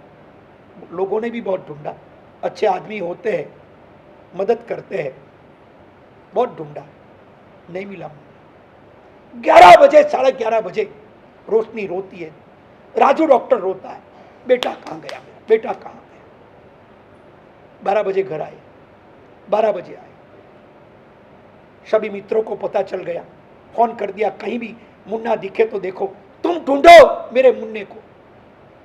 घर आए, माँ जी ने कहा डॉक्टर साहब आ जाओ, सेठानी रसोई कर दो। रोशनी आते ही सोफा पे पड़ के फुट फुट कर रोने लगी, राजू रोने लगा, सब डॉक्टर के मित्र डॉक्टर भी आए। क्या हुआ? मुन्ना कहाँ गुम हो गया, कुछ पता नहीं। गंगा ने सुना कि मुन्ना कहीं खो गया, सुनती रही। रोशनी ने कहा अपने डॉक्टर मित्रों से बात करते, हम तो बात कर रहे थे, पास में ही खड़ा था, कैसे खिसक गया कुछ पता नहीं चला, कैसे जीऊंगी मेरे बेटे के बिना। रोशनी रोती है, बहुत रोई, बहुत रोई रोशनी। डॉक्टर भी रोता है। डॉक्टर कहता है बेटे के बिना घर में कैसे सुहाएगा, कैसे रहूंगा मैं, नहीं जी सकता हूं। रोशनी खड़ी हुई, आप नहीं जी सकते हो, मैं तो पल भर भी नहीं जी सकती हूं। दौड़ के खिड़की के पास गई, मैं नहीं जी सकूंगी, मैं जाती हूं। दौड़े सब, पकड़ लिया उसको, पकड़ लिया उसको। ऐसे सुसाइड करने से, अपघात करने से क्या होगा? हम ढूंढते हैं, खबर देंगे टीवियों में, पेपरों में छपवाएंगे, मुन्ना मिलेगा, कहीं से मिलेगा, टेंशन मत लो। कहां मिलेगा मेरा बेटा, कहां मिलेगा? नहीं मिलेगा मेरा बेटा, तुम खोटी बात मत करो, मुझे जाने दो। डॉक्टर रोशनी को समझाता है, रोशनी अपन खोजेंगे, मुझे भी लगता है मेरा बेटा चला गया, मैं जी नहीं सकूंगा, मगर शायद हम मर जाएंगे और बेटा मिलेगा, तो बेटा कैसे जिएगा? खोजने के लिए भी थोड़े समय हम रुके। इतने में वो बुढ़िया आती, गंगा। वो कहती डॉक्टर साहब, सेठानी अगर आप इजाजत दो तो मैं ढूंढने के लिए निकलूं, शायद किन गलियारों में मुन्ना चला गया हो, मैं ढूंढ के लाऊंगी। रोहती ने कहा माँ जी तुम्हारा काम नहीं है, नहीं मिलेगा मेरा बेटा मुन्ना, कोई उठा के गया उसको, कोई किडनैप करके गया होगा, हे भगवान मार दे मुझे, मेरा जान ले ले। फुट फुट कर रोती है। तो वो गंगा कहती है कि सेठानी एक बार मुझे मौका दिया जाए, एक बार मुझे मौका दिया जाए, मैं ढूंढ के लाऊं। बुढ़िया निकलती है बेटे को ढूंढने के लिए। सेठानी भरोसा रखना, मैं तुम्हारे मुन्ने को कैसे भी करके ढूंढ के लाऊंगी, मेरे पे भरोसा रखना, मैं ढूंढ के लाऊंगी। निकली गंगा, निकली ढूंढने के लिए। राजू को पता है नहीं मिलने वाला है, रोशनी को विश्वास है नहीं मिलने वाला है, भले माँ जी गई तो गई, जीना हराम है। मगर एक डॉक्टर ने बोला हम मर जाएंगे और बेटा जिंदा मिला तो बेटा की जिंदगी का क्या? ठीक है थोड़े दिन के लिए रुक जाऊं, मगर ज़्यादा जीना मुश्किल है मेरे लिए, बेटे के बिना जिंदगी क्या होती है? राजू भी कहता है बेटे के बिना जिंदगी नहीं होती है, रोशनी नहीं होती है, नहीं जी सकेंगे अपन। समझ में आती है बात? मौका आता है ना, समय आता है ना, तब बहुत चीज समझ में आती है, मगर तब समय चला गया होता है। समझ में आई मेरी बात? जब समझ में आता है, जब हमारा बेटा हमारे साथ गलत व्यवहार करता है, तब हमें दुख लगता है, तब याद आना चाहिए हमने भी जब हमारे माँ बाप के साथ गलत व्यवहार किया होगा न, उनके पर शायद, मगर वो समय चला गया होता है। जब तुम दुखी होते हो तो जिसको तुमने दुखी किए है ना, वो तुम भूल गए हो। जब तुम्हें याद आता है मेरे माँ बाप को भी मैंने ऐसा ही किया था, मगर उस समय माँ बाप नहीं रहते हैं, संभल के जियो, उनके दिल को राजी रखने की कोशिश करो, कभी भी राजी रखने की कोशिश। और कभी तो सोचो ક્યારેક તો વિચારો, એક આંખમાં નાની કાંકરી પડી જાય ને તોય આપણે तिल मिला जाते हम लोग। एक छोटी सा कंकर आंख में पड़ी गई कांकरी हमें हचमची जाइए। एक नानी कांकरी ये जो आंख में घुसी जाए तो हमने तकलीफ पड़े। एक 2 किलो साग, 2 किलो साग हाथ में उठा के खड़े रहो, हाथ में उठा के खड़े रहो 5 मिनट, 10 मिनट, आधा घंटा, फिर क्या होगा? પછી તમે શું કરશો? 2 કલાક સુધી એ 2 કિલોને હાથમાં પકડીને રાખો, તમે નીચે મૂકી દેવાના, વજન લાગે છે। એક પેટમાં આટલી નાની પથરી, આટલી નાની પથરી અડધી રાતે ડોક્ટર પાસે દોડાવે છે, બરદાસ્ત નહીં હોતા है, સ્ટોન है पेट में। આટલો નાનો પથરો તારા પેટમાં જો તને હેરાન કરે, પથરા તને 9 મહિના માએ ઉચક્યો હતો। વાત સાચી કે ખોટી? 9 મહિને तक तुझे वजन उठाकर ये माँ ने अपनी जिंदगी गुजारी थी और फिर तेरा जन्म हुआ। एक छोटा सा स्टोन भी तुझे परेशान कर देता है, इतने बड़े तुझे 9 महीने तक ये उठा के फिरी थी और कामकाज करती रहती थी। और तेरे इंतजार में जिंदगी का सबसे बड़ा कष्ट तेरे जन्म के समय हुआ, वो भी उसने हंसते हंसते सह लिया। ये माँ की आंख में आंसू लाने वाला, याद रखना भगवान तुझे माफ नहीं करेंगे। माँ तुझे माफ कर देगी वो हो सकता है, माँ माफ करने वाली है, मगर कर्म सत्ता कभी तुम्हें माफ नहीं करेगी। उसका बदला मिलेगा मिलेगा और भगवान माफ कर देते हैं। माँ माफ कर देती है मगर कर्म सत्ता उसका हिसाब लेगी लेगी और लेगी, ये पक्का समझना। As you sow soil you reap.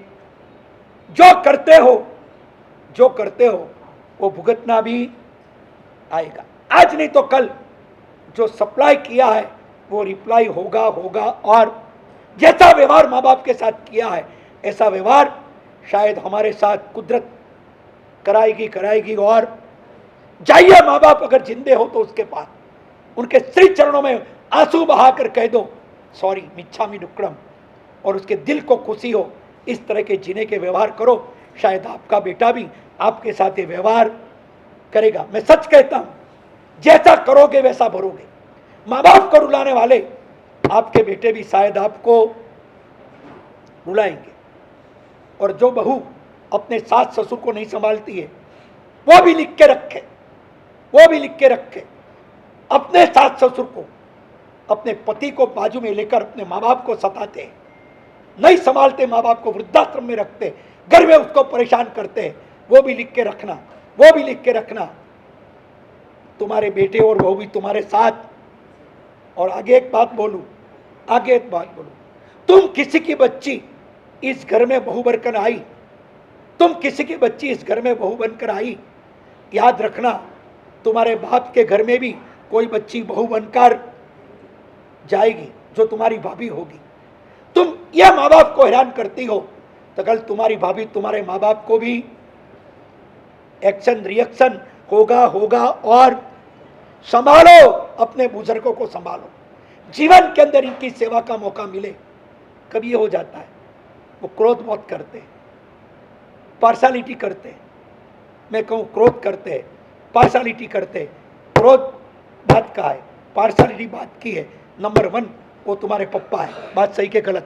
पहले नंबर में वो तुम्हारा बाप है, वो ध्यान रखो। वो पार्शालिटी सेकंड चीज है, वो भेदभाव सेकंड चीज है, मगर क्रोध वो सेकंड चीज है। मगर फर्स्ट चीज ये है कि वो हमारे माँ बाप है। इतना भी अगर नजर में आया ना, तो माँ बाप के साथ हमारा व्यवहार बदलेगा और 100% बदल जाएगा। राजू रोशनी को कहता है बेटा नहीं मिलेगा, मेरा दिल कहता है कैसे जिएंगे रोशनी अपन। सब डॉक्टर मित्र, सब उनके मित्र, राजू भरोसा रख मिल जाएगा, हम बैठे हम ढूंढेंगे। वो कहते हैं भरोसा तो सब देते हैं, नहीं लगता है मुझे, मेरा दिल कहता है मेरा बेटा गया, मेरे हाथ से गया। ये माँ जी ढूंढने निकली, सीधी दरिया के पर गई, पूरा चेक किया दरिया का किनारा, समंदर की सतह पे घूमी और सतह पे घूमते घूमते उसने आवाज लगाई मुन्ना मुन्ना मुन्ना। नहीं मिला। हर खुमके वाले के पास, लारियों वाले के पास, सबके पास गई, कहीं एक छोटा बच्चा रोता हुआ, बिलखता हुआ आपने कहीं देखा? बोले हमने तो कहीं नहीं देखा। आई, निराश नहीं हुई, उसको ढूंढना था कैसे भी करके। मेरे मुन्ने को मैं, मेरे मुन्ने को मैं ढूंढूंगी। गलियों में जाती है, आवाज देती है, मुन्ना मुन्ना मुन्ना।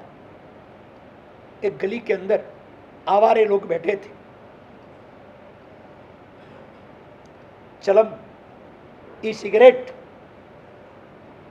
सब पी रहे थे। ये वहां गई और कहा भैया कभी एक छोटे बच्चे को देखा? एक चस्की ने कहा बुढ़िया,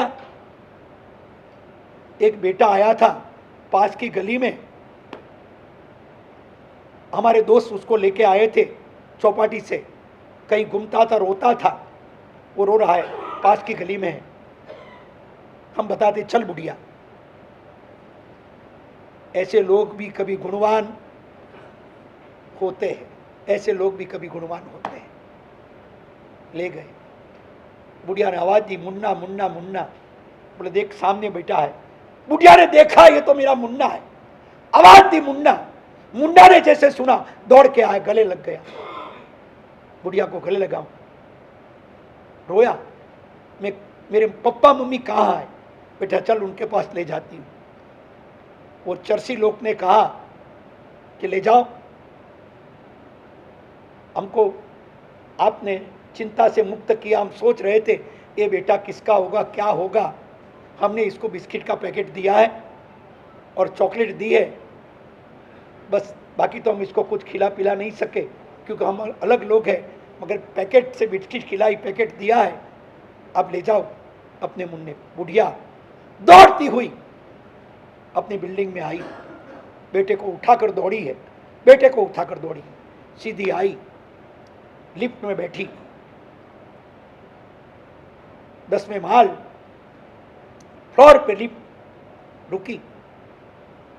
मुन्ना को कहा बेटा चल, उठाया। अंदर रो रहे थे रोशनी और राजू, सब रो रहे थे, दोनों रो रहे थे कि बेटा नहीं आएगा, नहीं आएगा, मेरा बेटा नहीं आएगा। रोशनी के मुझे भी लगता नहीं आएगा, डॉक्टर अपन आज ही सुसाइड कर ले चलो। ये लोग भले बोलते हो। वहां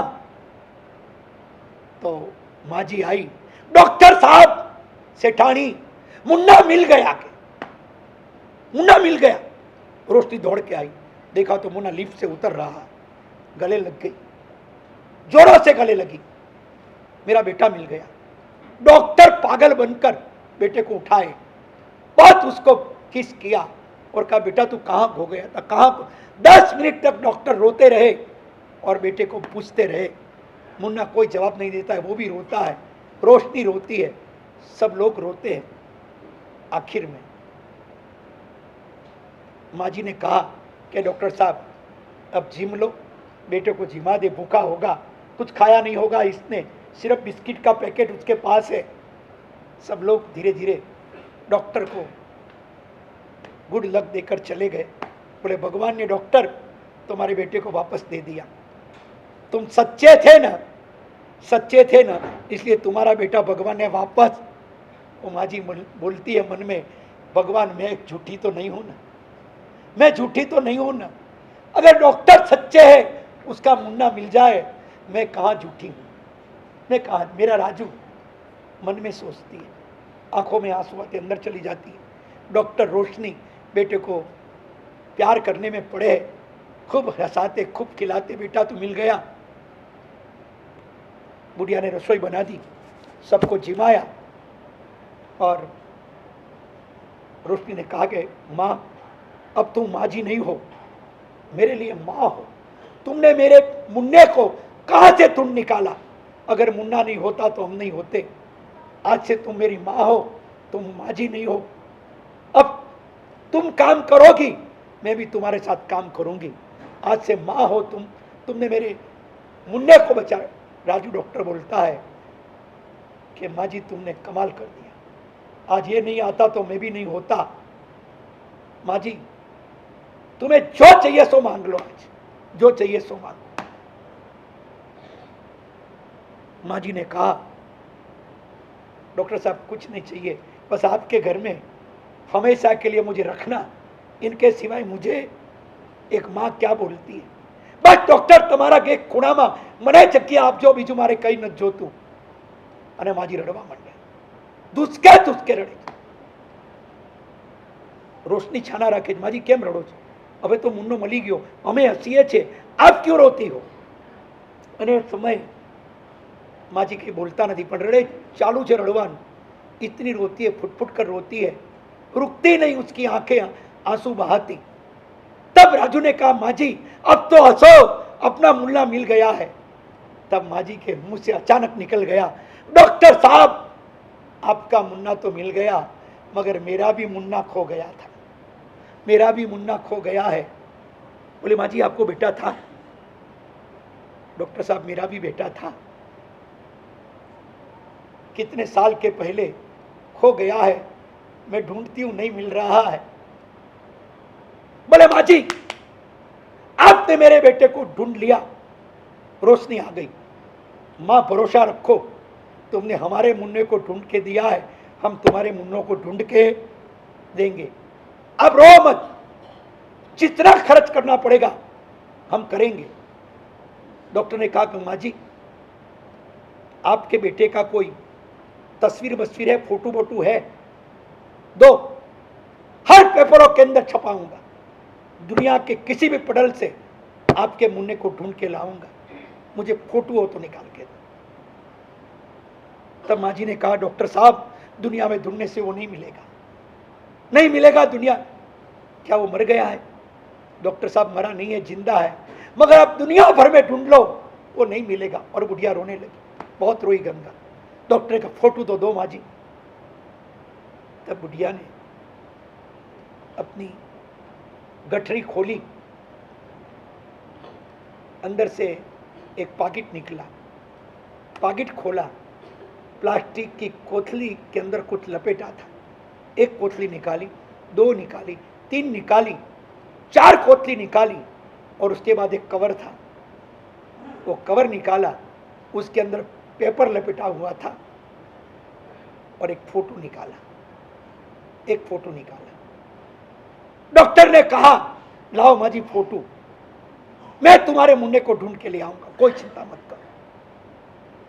माँ जी ने द्रुत से हाथों से वो फोटो दिया. राजू ने फोटो लिया, रोशनी ने तो देखा, एडवर्टाइज दे दो टीवियों में, मां के मुन्ने को ढूंढना मेरी कसम. राजू ने फोटो देखा, उसने आंखें थोड़ी ऐसी की, बचपन की यादों के अंदर धीरे धीरे वो जाने लगा.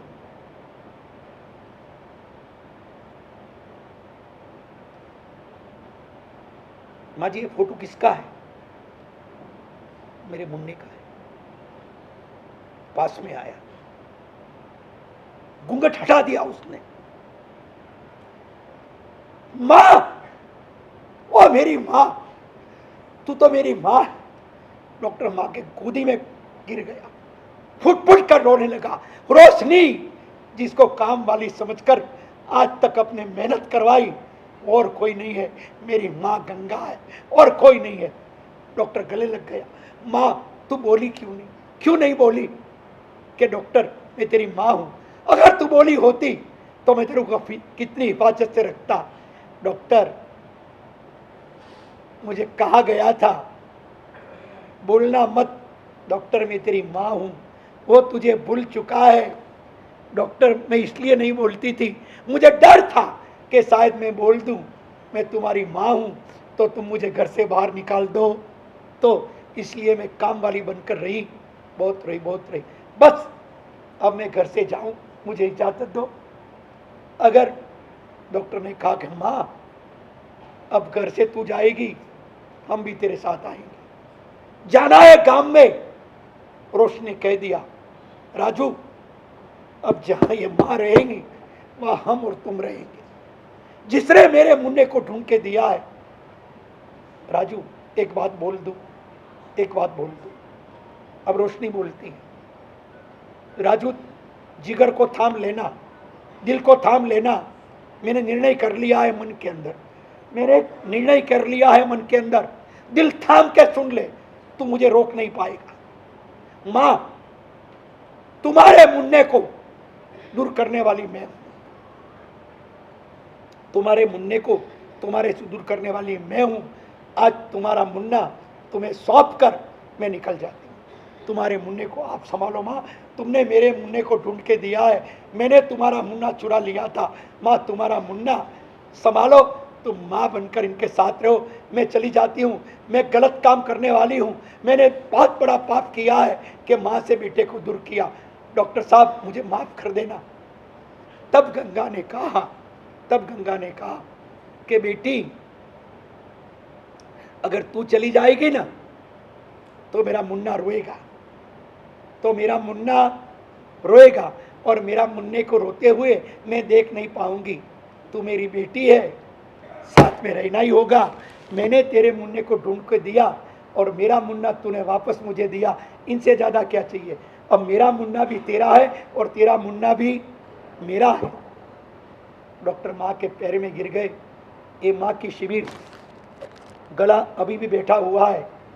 जो बहुत कुछ बोलना था बोल नहीं पाया, मगर जितना भी बोला, मैं फिर से आपको एक बार कहूं, मां के दिल को कभी मत दुखाएं। एक चेटी मर जाए, एक चेटी के पर कुछ हो जाए, हमें दर्द होता है। माँ बाप के दिल को दुखाने वाले आप कितना भी कुछ करोगे, माँ कैलेंडर में लिखा है कि माँ बाप के आंसुओं में तेरा किया हुआ सारा धर्म बह जाएगा। माँ बाप की आंख में आंसू नहीं आए, इनका ध्यान रखना। और माँ बाप की आंख में 2 बार आंसू आते हैं, माँ बाप की आंख में 2 बार आंसू आते हैं। कहीं દીકરી घर छोड़े ત્યારે અને બીજા आंसू દીકરો तरछोड़े ત્યારે। जब बेटा धुतकार देता है और बेटी ससुराल चली जाती है, ये 2 बार माँ बाप की आंख में आंसू आएंगे। और ये गुजराती में लिखा था, माँ बाप की आंख में 2 बार आंसू आवे छे, દીકરી घर छोड़े ત્યારે અને દીકરો तरछोड़े ત્યારે। कभी भी माँ बाप को तरछोड़ना नहीं, इनकी आंखों के अंदर कभी आंसू ना आए, इनका ध्यान रखना। हम लोग पार्ला में चतुर्मास थे, पार्ला में 3 शिविर हुई और तीसरी शिविर माँ बाप की थी। हर बार हमारी तीसरी शिविर माँ बाप की रहती है, इस बार भी तीसरी शिविर माँ की ही रही। आपको लाभ मिला माँ की शिविर का, इनको अलग मिला, उनको अलग मिला, इनको अलग मिला। आपके जिम में माँ बाप की शिविर आई, रविवार की शिविर पूरी हुई माँ बाप के पर। 2500 युवान युवतियों करीब होंगे उस शिविर के अंदर, पार्ला के अंदर। मगर यहां जैसा नहीं था, हर युवान व्हाइट एंड व्हाइट में, हर युवान व्हाइट एंड व्हाइट में आना, समय पे आना, समय पे जाना। एक भी युवान बीच में उठेगा नहीं, हर युवान के व्हाइट एंड व्हाइट में ही आएंगे। बिफोर टाइम आ जाते थे और समय के होने के बाद ही उठते थे। यहाँ तो पचरंगी बैठे हो, कोई लाल में है, कोई धोले में है, कोई कैसे है, कोई कैसे है। शिविर में आना हो न तो ड्रेस कोड भी चाहिए, ध्यान रखना। एक पेन का ही नहीं, ठीक है, मगर वासी मथुरा काशी, बट तो जो भगत आवे वाह वाह, बाकी यूं नहीं हाल है। शिविर भी की कोई मर्यादा होती है, उसके भी कोई रूल्स एंड रेगुलेशन होते हैं, मगर वासी के अंदर हमने भी देखा, ये मथुरा काशी है। अभी यहाँ अपने कोई नियम अपने को रखने की छोड़ो, नहीं तो हम ठीक है। शिविर के अंदर व्हाइट एंड व्हाइट होना मतलब होना, और 15 से 45 साल तक ही कोई भी आएगा उसको नहीं अंदर है। बराबर है हमारी बात? आ वक्त तू उदार था, ये उदार हुआ, और नहीं तो मैं इनका मानूं मैं, इसलिए इसका मानना पड़ा। नहीं तो मैं तो स्ट्रिक्ट नहीं, ऐसा नहीं चलेगा। ये बोले गुरुदेव अबे मैं और जरा बढ़ा, पीछे रहो, आगे घुसने की कोशिश क्यों करते हो? मैंने कहा ड्राइवर के बिना गाड़ी कौन चलाएगा? अरे मारा साहब તમે તરત રસ્તો મળી ગયો રસ્તો ક્યારેક સાધુને મળે बाकी रस्तो है ने, जीवता मानस ने रस्तो મળે કે ન મળે, अर्थी के लिए सब रास्ता छोड़ देते हैं। एक ध्यान रखो, बात साची के खोटी? बात साची के खोटी? जीवता मानस ने મહેનત करे तो रस्तो પડે, बाकी ननामी માટે तो બધા રસ્તો એમને એમ। એટલે જ્યારે મુસીબત પડે ને મહેનત કરવી પડે ને ત્યારે સમજવું આપણે જીવતા છીએ, જેટલું સમજાય એટલું। આટલી બધી મહેનત કરવી પડે, અલા જીવતાને જ મહેનત કરવી પડે, મળદાને તો બધા રસ્તો આપી દે। આપણે જીવતા છીએ એનું પ્રમાણપત્ર છે કે આપણને થોડીક તકલીફ છે, ડરો મત, हिम्मत हारो मत, झुको मत, डरो मत, आगे बढ़ते रहो। आज ने तो कल सवेरा होगा होगा और होगा, कोई सवाल नहीं है। જોયો મને કે બાપજી તમે મારા સાહેબ તમે સોરી ગયા, શિબિર ચાલુ થઈ, રવિવારની શિબિર પૂરી થઈ, મંગળવારે એક ભાઈ આવ્યા મને કે મહારાજ સાહેબ મારી ઉંમર તમને લાગે, રવિવારની શિબિર એટલી જબરજસ્ત હતી મહારાજ સાહેબ, મારી જિંદગી બચી ગઈ, મારી જિંદગી સુધરી ગઈ, જબરજસ્ત શિબિર તમારી। હું કાકા તમારી ઉંમર કેટલી? કે 75। હું તમને શિબિરમાં ઘૂસવા કોણે દીધા? મેં એને કીધું મેં તપાસ કર, એ દિવસે વોલેન્ટિયર કોણ હતા, ડોર પર કોણ ઊભું હતું, સ્ટ્રીક હતું, 45 વર્ષ સિવાય કોઈને અંદર નથી આવવાના। કાકા તમને ઘૂસવા કોણે? મને તમને ખબર હોય તો નામ આપો। અને તમે કેમ આવ્યા? કાયદો છે 45 વર્ષથી ઉપર કોઈ નથી આવવાનું, કોઈ નથી આવતું, તમે કેમ ઘૂસ્યા? इरलाना बाबू भाई, नाम के साथ बोलो, इरला के बाबू भाई, आप कैसे घुस गए? नहीं आना था, आपने गलत काम किया, उम्र का अंदाजा आपने तोड़ दिया, ऐसा मत करो, दूसरे भी देखेंगे। और आप फिर बोलते हो शिविर अच्छी रही, बहुत अच्छा रहा, जबरदस्त परिवर्तन आ गया। ये झूठी बातें मुझे करने के लिए क्यों आए? बोले महाराज साहब मैं शिविर में नहीं आया था, फिर झूठी बातें क्यों करते हो? महाराज साहब હવે ભાઈ શું કહે છે સાંભળો, એની ગુજરાતીમાં વાત। એ કે સાહેબ હું નહોતો આવ્યો, પણ મારા દીકરાને વહુ એ શિબિરમાં આવ્યા હતા, એની ઉંમર 40 વર્ષની છે, 42 વર્ષની છે, એ લોકો શિબિરમાં આવ્યા હતા, હું નહોતો આવ્યો। તો મેં કહ્યું પછી તમે કહો બહુ સરસ રહી। અને એ વખતે રડતા રડતા એ બાબુભાઈ બોલ્યા કે મહારાજ સાહેબ મારા ઘરની હાલત એ હતી, સવારના ઉઠું ત્યારથી દીકરોને વહુ વારંવાર અપમાન કરે, કોઈ ચીજ ઠેકાણું નહીં, જમવા બેસું તો પણ રોટલી આમ નાખવાની, ઘરમાં હું નથી, બત્તર જિંદગી મારી જીવતો હતો। દીકરાને કંઈ કહું તારે બહેરો સમજ ના પડે તમને, વહુને કહું ચૂપચાપ રહેવાનું તો બહાર નીકળી જાઓ, અહીંયા બૂમ બરાડા નહીં પાડવાના। સાહેબ નાવા જાઉં બાથરૂમ બગાડી નાખ્યું, તમે આ કરી નાખ્યું, ઘરમાં તમારા કોઈ ઠેકાણા નથી, કોઈ મહેમાન આવે તમારે બહાર નહીં આવવાનું, તમારે રૂમમાં ભરી જવાનું, દરેક વાતની અંદર જમવામાં પણ સાહેબ એ લોકો જમી લે પછી મને જમાડવાનું, નોકરો પણ મારું અપમાન કરે। અને એક વાત છે, જે ઘરમાં દીકરો અપમાન કરે ને બાપનું, એ ઘરમાં નોકરો પણ બાપનું માન નહીં જાળવે। આ લખી રાખજો, જે ઘરમાં દીકરાઓ મા બાપનું અપમાન કરતા હોય એ ઘરના નોકરો પણ એટલા ગણવાના નથી। કે સાહેબ કેટલી વાર એમ થતું હતું આના કરતાં મરી જવું તો સારું, પત્ની 10 વર્ષ પહેલા ચાલી ગઈ, એમ થયું કે આના કરતાં મને હું પણ ચાલ્યો ગયો સાથે तो सारू था। बड़ी दुश्वार जिंदगी थी मेरी, भगवान से मौत मांग रहा था, मरने की हिम्मत नहीं होती थी, मौत मांग रहा था, फिर भी गुरुदेव शाम को वो लोग चले जाते बाहर, शाम को मुझे भूखा रहना पड़ता, मगर ये रविवार को वो लोग ने शिविर सुनी, घर आए,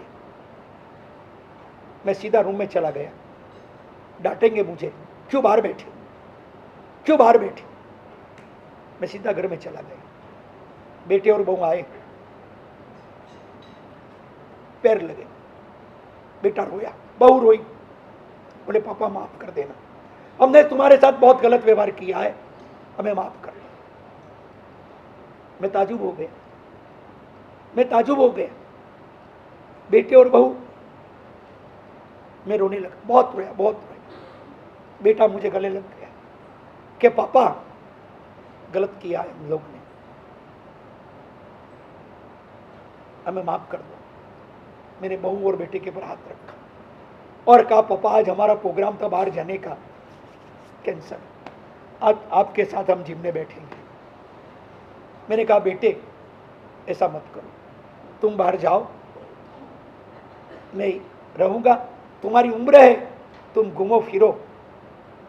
बहू ने कहा, पुत्र वधू ने, कि पापा जिंदगी लंबी है, नहीं घूमे बहुत घूमे क्या फर्क पड़ता है, आज तुम्हारे साथ खाना खाएंगे और अभी से कभी भी पापा हम आपकी तोहिन नहीं करेंगे, अपमान नहीं करेंगे, और जो हुआ उसे भूल जाना पप्पा, मेरे भी तो पप्पा मेरे घर में है, आज मुझे मेरे पप्पा आप में दिखते हैं, सॉरी पप्पा।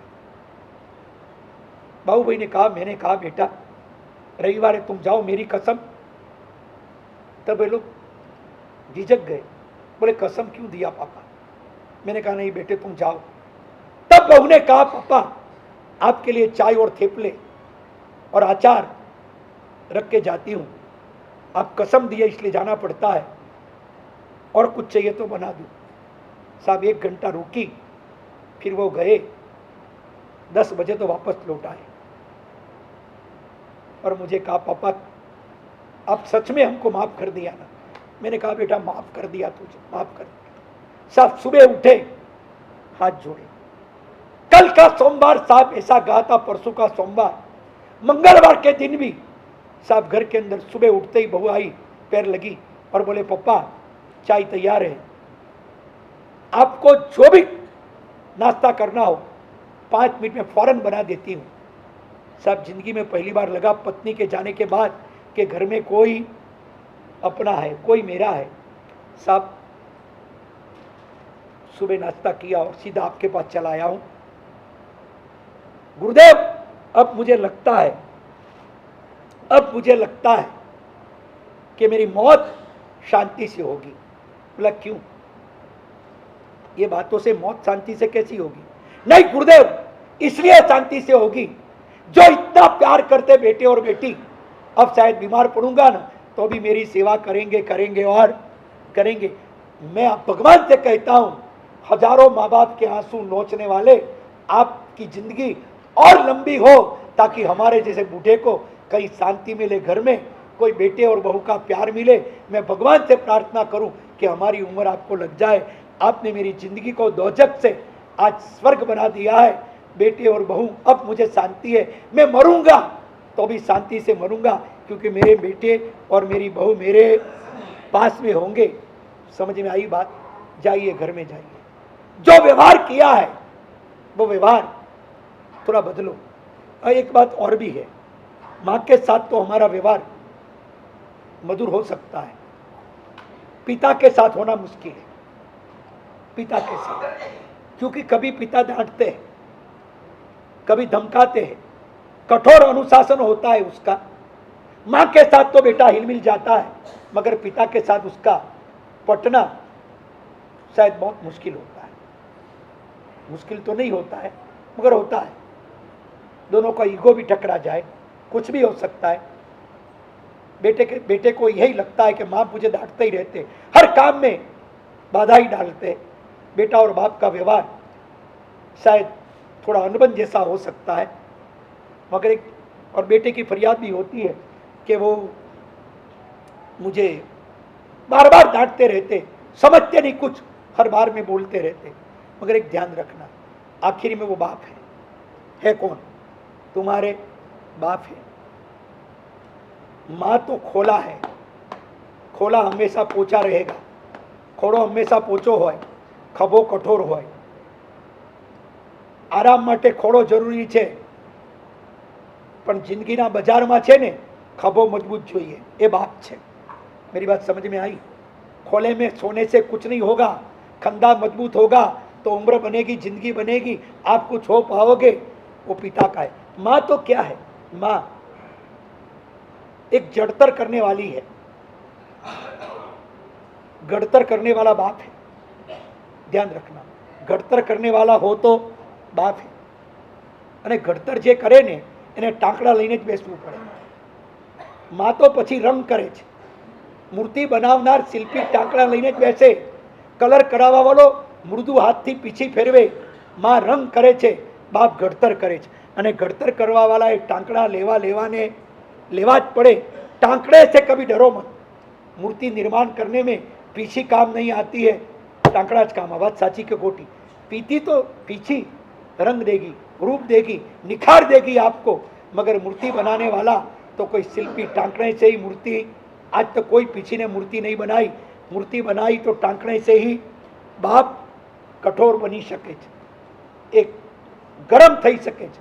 और अनुशासन हमेशा कठोर ही होता है, मगर अनुशासन में रहना बहुत सफलताओं के लिए अनुशासन अनिवार्य है. एक बात और बोलूं, एक बात और बोलूं. आज शिविर पूरी करने के पहले वो कहानी बोले बिना मुझे नहीं चल सकता है. तू कुछ भी बोल, वो मैं बोलूंगा. एक कहानी, एक मुस्लिम समाज में बनी हुई सत्य घटना. मां मर गई. 8 साल की बच्ची को रखकर मां मर गई. तब ये अली भाई अपनी बेटी मरियम को मां का प्यार देके बड़ी करते हैं. मां तो नहीं है, बाप ने मां बनकर उसकी जो हिफाजत की है, उनको जो संभाली है और उसको जो तैयार की है, बच्ची 18 साल की होती है. अली की दुनिया सिर्फ मरियम है. मगर अली देखता है मेरे सुख के लिए मेरी बेटी को मैं दुखी क्यों करूं. एक दिन कहा कि बेटी अब शादीशुदा हो जा, तेरे लिए लड़के देखता हूं. मरियम ने कहा पापा जिंदगी पर शादी नहीं करूंगी. जिस बाप ने मेरे लिए अपनी जिंदगी कुर्बान कर दी है, बड़ी जवानी में दूसरी शादी नहीं की है, वो बाप को छोड़कर औरों के हाथ मुझे नहीं पकड़ना है, मैं नहीं करूंगी. अली रो दिया, बहुत रोया. बेटी शादी करनी पड़ेगी, हमेशा के लिए मुझे चिंता होगी, मैं मर गया तो तेरा क्या होगा. एक दिन अली ने तय कर दिया. मरियम ने बहुत मना किया, पापा मुझे शादी नहीं करना है, छोड़ो अब्बा जान. तय कर दिया, बेटी की शादी कर दी. मरियम जाते जाते भी बोली पप्पा मन नहीं मानता है अभी. नहीं बेटी, ये रसूल है जिंदगी का, तेरी लाइफ में तू जी. मगर बेटी याद रखना, ये तेरे बूढ़े बाप को याद करना, हर 8 दिन के अंदर एक कागज लिखना, कम से कम एक कागज लिखना.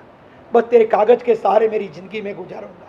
कभी मौका मिले तो मिलने आना, मगर कागज तो 8 दिन में एक लिखना. बोले पापा जरूर लिखूंगी. बहुत रोई, गले लगी पापा से. विदा होते होते भी उसने कहा पापा आपको ऐसा नहीं करना था. विदा हो गई, ससुराल गई. दिन गिनती है, 8 दिन हो. दूसरे दिन ये अली पोस्ट ऑफिस में गया और पूछा बेटी मरियम का कागज आया है. पोस्टमैन कहता है कल तो शादी हुई है बेटी की और आज कागज नहीं, शायद लिखा हो तो के नहीं आया है. दूसरे दिन वापस आया, बेटी मरियम का कागज आया है. उसने कहा नहीं आया. तीसरे दिन वापस आया, बेटी मरियम का कागज आया. रोजाना आया करता है. 8वें दिन आया, बेटी मरियम का कागज आया. उसने कहा नहीं आया. ठीक है, घर गया, कल आएगा. बेटी को टाइम नहीं मिला होगा. प्रेम होता है ना वहाँ समाधान होता है, नहीं होता है तो समस्या जरूर होती है. जहाँ प्रेम होता है वहाँ समाधान किसी भी तरह से आप मन को मना लेते हो, मना सकते हो अगर प्रेम है तो. अली रोज जाता है, पूछता है. 10 दिन हो गए, कागज नहीं आया. फिर भी 11वें दिन जाता है, बेटी मरियम का कागज आया.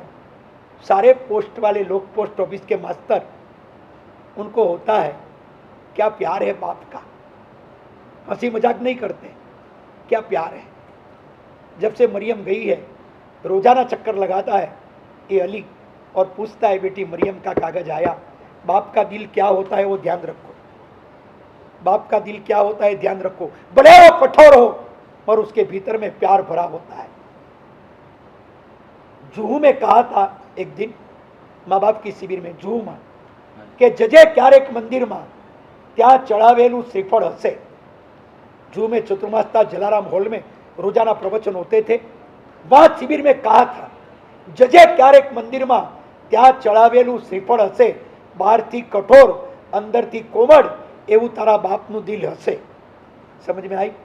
नारियल केड़ो है, बाहर तो कड़क है, मैं माऊ है. जजा क्यारेक मंदिर में त्या चढ़ावेलू श्रीफળ हશે, બહારથી कठोर अंदरથી कोमल, એવું तारा बापनु. ये जो समझ चाहता है ना, वो राम समझे थे. बाप के वचन के खातिर उसने राज्य छोड़ दिया था. ये राम ने, ये दशरथ जी का पक्षपात नहीं था, ये दशरथ जी की गलती नहीं थी कि हक राम का था और भरत को बिठा दिया. ये गलत गलती थी कि नहीं? राम का हक डुबोया. फिर भी राम ने कुछ कहा, मेरे पिता का वचन है, मुझे पालना है. अपनी खानदानी, अपनी अहमियत ऐसी रखो, वो कुछ भी करे, हम तो कहे वो कुछ भी करे सब चलेगा, क्योंकि वो हमारे पिता है, हमारे जन्मदाता. इतना ख्याल आ जाएगा ना तो बाप के प्रति कभी अभाव नहीं होगा, दुर्भाव नहीं होगा. ये बूढ़ा अली रोज जाता है. बेटी मरियम का कागज आया. एक दिन वो आया नहीं और उसी दिन कागज आया पोस्ट ऑफिस में. वो पोस्ट ऑफिस के मास्टर, पोस्टमैन, कर्मचारी सभी कागज लेके बैठे. आज वो आएगा, अभी भले थोड़ा लेट आएगा, और पूछेगा सीधा, बेटी मरियम का कागज आया? और अपन बोलेंगे अली आया है. वो क्या नाचेगा, वो देखने लायक होगा, रोएगा वो. सब आपस में बात करते, उतना प्यार है बेटी के पर, इतना प्यार है. कागज लेके बैठे. 2 बजने आए, 12:30 बजे के 2 बजे. तब पोस्टमैन को पोस्ट मास्टर ने कहा, एक काम करो, शायद आज वो नहीं आ पाया, किसी काम या बीमार होगा, आप कागज देख के आओ, उसके घर पहुंचा दो, कोई बात नहीं. वो पोस्टमैन कागज लेकर अली के घर देने आया. जैसे अली के घर देने आया, दरवाजा लगा हुआ था. उसने आवाज दी, अली दरवाजा खोल, बाहर आ, बेटी मरियम का कागज आया है, बाहर आ. पोस्टमैन को था जैसे बोलूंगा बेटी मरियम का कागज, वो उठ के दौड़ के आएगा और मेरे हाथ से खींच लेगा, बेटी मरियम का कागज लाओ. बाप का दिल क्या होता है, बेटी मरियम का कागज लाओ. आवाज दी तो आया नहीं, रिप्लाई नहीं आया. 2-3 बार आवाज दी. फिर उसने दरवाजे को धक्का दिया, दरवाजा खुल गया. देखा तो अली बिस्तर पे पड़ा है, सोया है. उसने कहा, अली मरियम का कागज आया है, बेटी मरियम का, उठ. फिर भी वो जगा नहीं. तब उसने उसको हचमिचाया, अली बेटी मरियम का कागज आया है, तू रोज पूछने आता था, आज आया तब तू पूछने नहीं आया, ये ले बेटी मरियम का कागज. फिर भी वो हला नहीं. तब उसने चेहरे को देखा, आंखें खुली थी. अली क्या हुआ तुझे, अली क्या हो गया तुझे? देखा तो उसके हाथ में एक कागज था, अली के हाथ में. फौरन उसने कागज उठाया, उसमें लिखा था, बेटी मरियम का कागज आए, आज सीने में बहुत दर्द है, बेटी मरियम का कागज आए तो कब्रिस्तान में पहुंचा देना. बेटी मरियम का कागज आए तो कब्रिस्तान में. बाप मर गया था, अली मर गया था, मगर मरते मरते वो लिख के गया, बेटी मरियम का कागज आए तो कब्रिस्तान में भेज देना. चलो आज समय बहुत हो गया. फिर भी जिसने बोलना सिखाया, वो माँ को सुनने के लिए आप इतने बैठे, मुझे भी खुशी हुई. गला बराबर नहीं है, जितना खींच सका उतना खींच सका, मगर आखिर में एक बात है, ऊपर जिसका अंत नहीं उसे आसमां कहते हैं, ऊपर जिसका अंत नहीं उसे आसमां कहते हैं, जहां में जिसका अंत नहीं उसे माँ कहते हैं. ये माँ है. ये माँ के बारे में आज जो भी आज माँ के बारे में जो भी सुना, जाकर मैं आपसे फिर से एक बार कहूँ, अपना जीवन व्यवहार बदलो. उनके दिल को चोट हो ऐसा मत करो. खुद भगवान महावीर ने अपने माँ बाप की चिंता की, उसके लिए प्रतिज्ञा की. राम ने राज्य छोड़ा, श्रवण ने कांवड़ में उठाकर 68 तीर्थ की यात्रा करवाई. रोती हुई माँ, हम कांवड़ में न कराए, कभी मारुति में ले जाकर उसको मंदिर के दर्शन कराए ना, तो भी जब हमने जन्म लिया था, ये धरती पे पहला श्वास लिया, तब हमारे पास हमारे माँ बाप थे। बात सही के गलत? जिस समय तूने धरती पे श्वास लिया उस समय तेरे माँ बाप तेरे पास थे। वो जब आखिर का श्वास ले ना, तब तू उनके पास में। समझ में आती है मेरी बात? तय करो, जीवन के अंदर माँ बाप को छोड़ना नहीं, किसी भी हालत में कोई भी हो, आखिर में हमारे माँ बाप है। जिसके लिए तीर्थंकर ये प्रतिज्ञा कर सकते हैं, तो हम हमारे माँ बाप के लिए ये थोड़ी छोटी मोटी चीज एडजस्ट नहीं कर सकते। नया घर लिया, सोफा सेट एडजस्ट करने के लिए जगह मिल गई, टीवी लगाने के लिए जगह मिल गई, एसी फिट करने के लिए जगह मिल गई, घड़ी फिट करने के लिए जगह मिल गई, एक जगह नहीं मिली। किनके लिए? उनके लिए कमरा नहीं मिला। 2 बेटे हैं तो कमरा मिल जाता है, 3 बेडरूम का 3 BH ले सकते हैं। एक माँ बाप के लिए हमारे पास कुत्तों के लिए घर में जगह हो सकती है, लेबरों नौकरों के लिए घर में जगह है। जगह नहीं है तो किसके लिए? माँ बाप के लिए। अभी मैं था वलकेश्वर में, वंदन अपार्टमेंट में गई, धजा थी, एक फ्लोर की कीमत 142 करोड़, 41 करोड़, 141 करोड़, 1 अब्ज 41 करोड़, एक फ्लोर की कीमत। रहने वाले लोग, एक KP संघवी के बेटे, ये धानेरा डायमंड, सब लोग वहां पे रहने वाले। उनके मंदिर की धजा थी, हमें जाना पड़ा, हम गए। एक फैमिली आया, बोले गुरुदेव वास्केप डालो, वास्केप डालो। बोले साहब इनको जरा डालो।